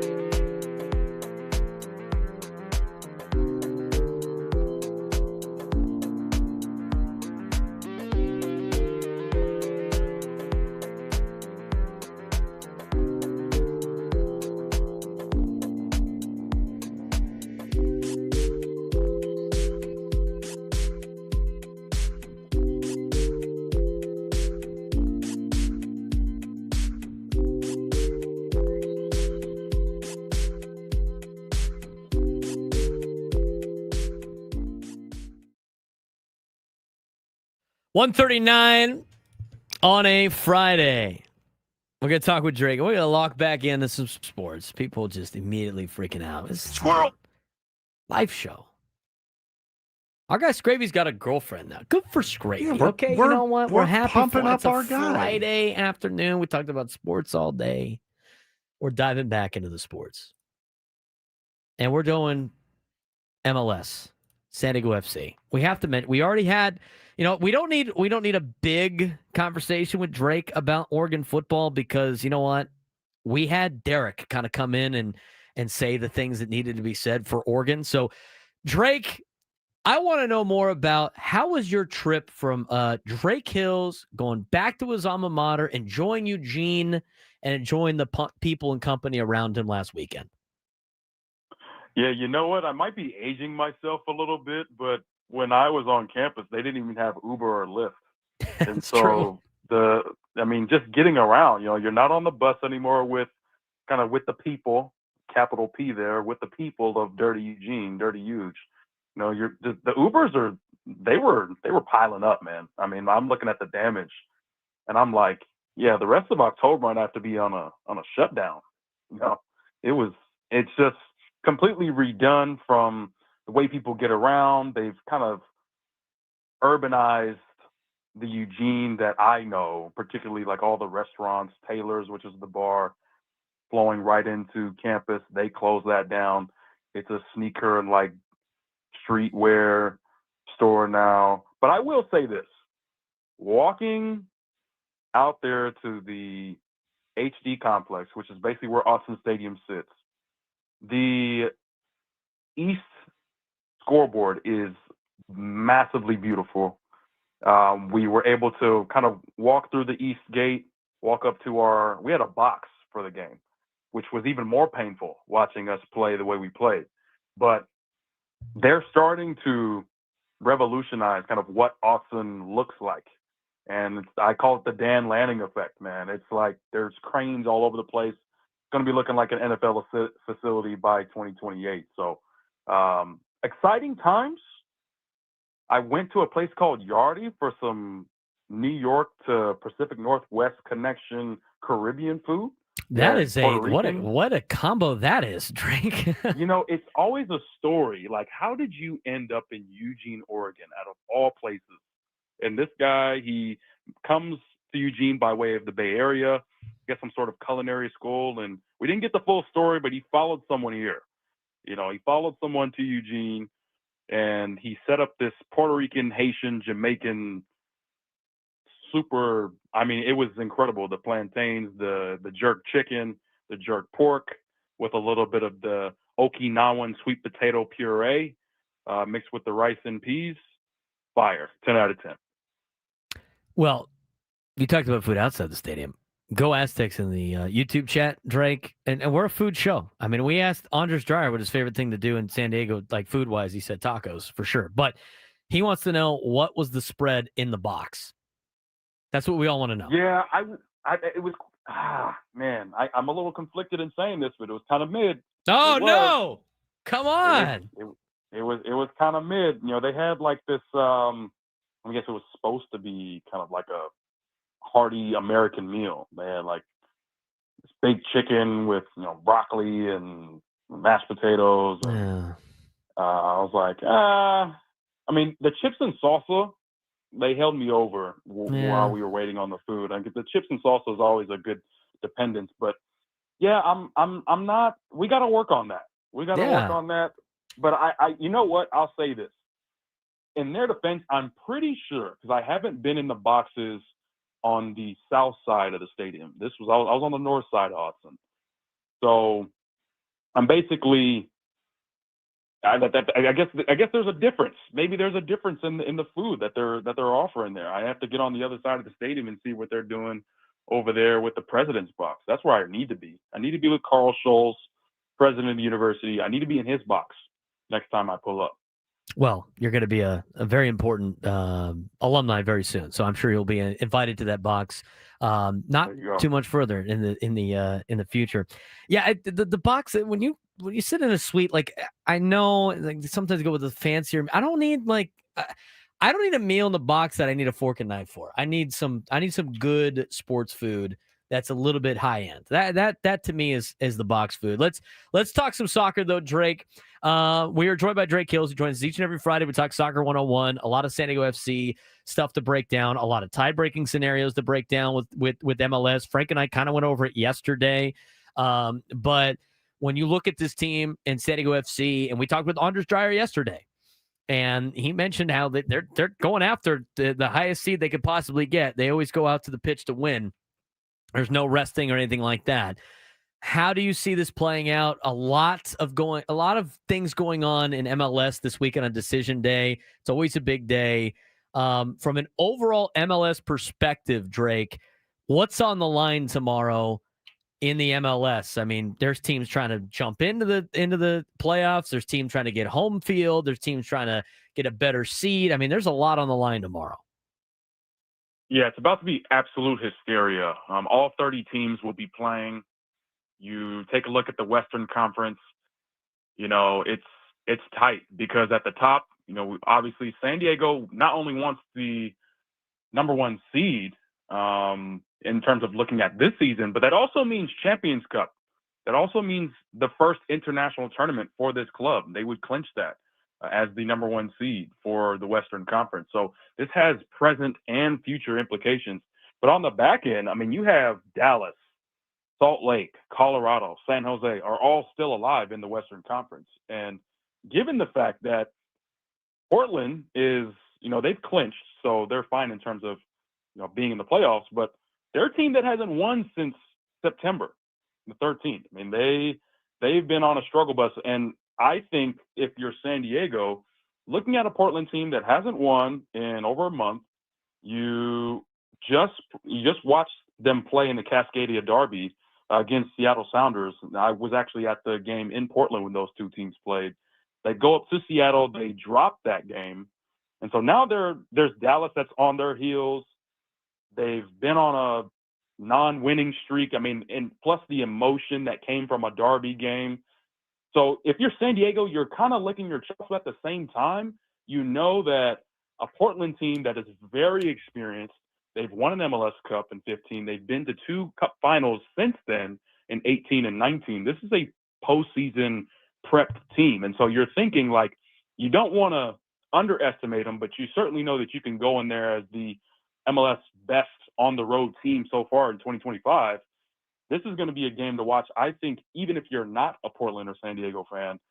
And then on the other side, obviously, you talked about Anders Dreyer, 35 goal contributions, assist leader in MLS. He's playing for MVP candidate as well. So 3 o'clock Pacific time will be the Eastern Conference games, and then 6 o'clock will be the Western Conference games. We're talking with Drake Hills, who is a contributing writer for Black Players for Change. He also is a contributing writer for ESPN.com, who gives us the Soccer 101 each and every Friday. Also a big Oregon Ducks alumni. We'll talk. I mean, maybe they got Rutgers this weekend. I think they should be able to bounce back in terms of football. Back to the MLS. I mean, how much of a chance does Anders Dreyer have at winning the MVP? Yeah, you're obviously going up against Lionel Messi, who is the reigning MVP, but the fact of the matter is Messi's got almost 45 goal contributions, and that is nothing to slouch at, particularly for a Miami team that, quite honestly, when you talk about being an MVP, yes, you could say, oh, they have Suarez, they have this guy, they have that guy, but Miami's it's barely a playoff team without Messi. 45 goal contributions in MLS is a lot. That is a decent chunk. So he's going up against that, and I think the narrative as well. But what I can say is that if San Diego FC go to Providence Park and get a win and have Vancouver Whitecaps drop their last game and clinch the number one seed, I think Anders Dreyer has a 50-50, if not better chance of winning MLS MVP. That is because of the season that he has led SDFC to have in 2025, to be a number one seed, to be the best road team in MLS. From start to finish, Anders Dreyer has been the guy when Chucky Lozano has been hurt from time to time. Obviously, Marcus Ingvarsson with his injury-laden start to the season. This is not the full three-headed, four-headed monster that we thought it would be. It's really just been Lozano and Anders Dreyer, and dare I say Anders Dreyer being the lead for this team offensively. So I think that is his best scenario for winning MVP this year. We talked about this at the beginning of the season, about San Diego FC, first year being part of the MLS. And when we first started doing this, Drake, it was, oh, they're off to a great start, but we'll see what happens during the summer. And then it was like during the summer, it's like, hey, this team's for real. As we look back, with tomorrow being the last game of the regular season, they still got to get through the playoffs. Year one of San Diego FC can be described as what? Model for how teams should play the game. I mean, we're not just talking about the fact that they're winning games. It's the fact that how they're winning games. They've come from behind plenty of times. I mean, I remember when we first had that conversation, Braden, it was after the RSL game, RSL away, and they come back and scoring 3 goals. I mean, the fact that you're able to produce goals at that clip on the road, at altitude, or in the heat in Austin, or Minnesota, LAFC, like these are not easy games. And so the way that they're playing the game, the possession, the build-up, the counterattacks, having multiple star players being able to step up and actually show that they deserve to be designated players in this league, I think it's the model for any team that's starting in January saying, what does our season look like? And I would say, look at how SDFC set up tactically, how their players express themselves technically, but also just the way that they're able to compete. Would you consider this season a success for San Diego FC, even if the playoffs don't go the way they would like? I think I would consider it a success if they get to a conference semifinal. And the reason why I don't say final is because I really want to see the way Decision Day wraps up with LAFC. We've talked about Vancouver, LA, and some of those teams that were in San Diego's stratosphere, how they would use their games in hand. LAFC is coming up fast. You have teams like Vancouver, Minnesota is a team that should not be overlooked. So I think if you're able to get through, whether it be FC Dallas in round 1 or Portland, maybe even Austin, it could also even be like a Colorado or Salt Lake. You get through round 1, you get through a conference semifinal, and you get to a conference final, and you go up against the LAFC or you go up against the Vancouver, and the road ends there. I think that is a job well done, a salute to Mikey Varas, to Mr. Mansour, and the way that the Rights to Dream group has put this club together. It is, I think, much better than what St. Louis did in 2023. I think you would have to go back to what LAFC did in 2017 or 2018 rather, as how this expansion journey should look like. Drake, I appreciate the time as always. Always great talking soccer with you. Good luck to the Ducks this weekend against Rutgers, and we look forward to talking to you next week.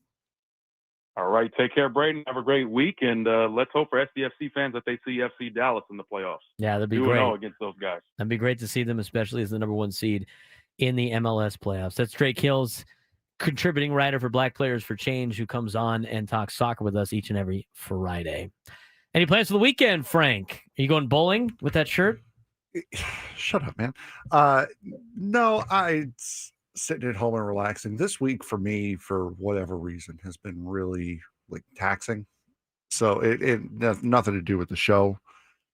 So I think I'm going to tell you right now, you got a great slate of college football tomorrow to just relax I think we're gonna watch. Yeah, I think we're gonna take the full weekend off here and just kind of chill out and relax. This is not the same weekend as the Nikki P having to go to a wedding it's weekend, but not. I tell you what, it's pretty still dang good. close. It is pretty dang close. Great college football games on. I believe the Islanders are on tomorrow night. NASCAR at Talladega all weekend. Yeah, he's been watching that all day today. We're having a good weekend this week. It's going to be a fun weekend. We look forward to talking to you guys on Monday, recapping the weekends. Coming up next, Gwen and Chris and Matt Scraby, who has a girlfriend now. They'll talk about it more. We talked about it moments ago. We'll talk to you guys all on Monday. This is the Braden Surprenant Show, live and local each every day from 10 to 2 on San Diego's #1 sports station, 97.3 The Fire. Have a good weekend.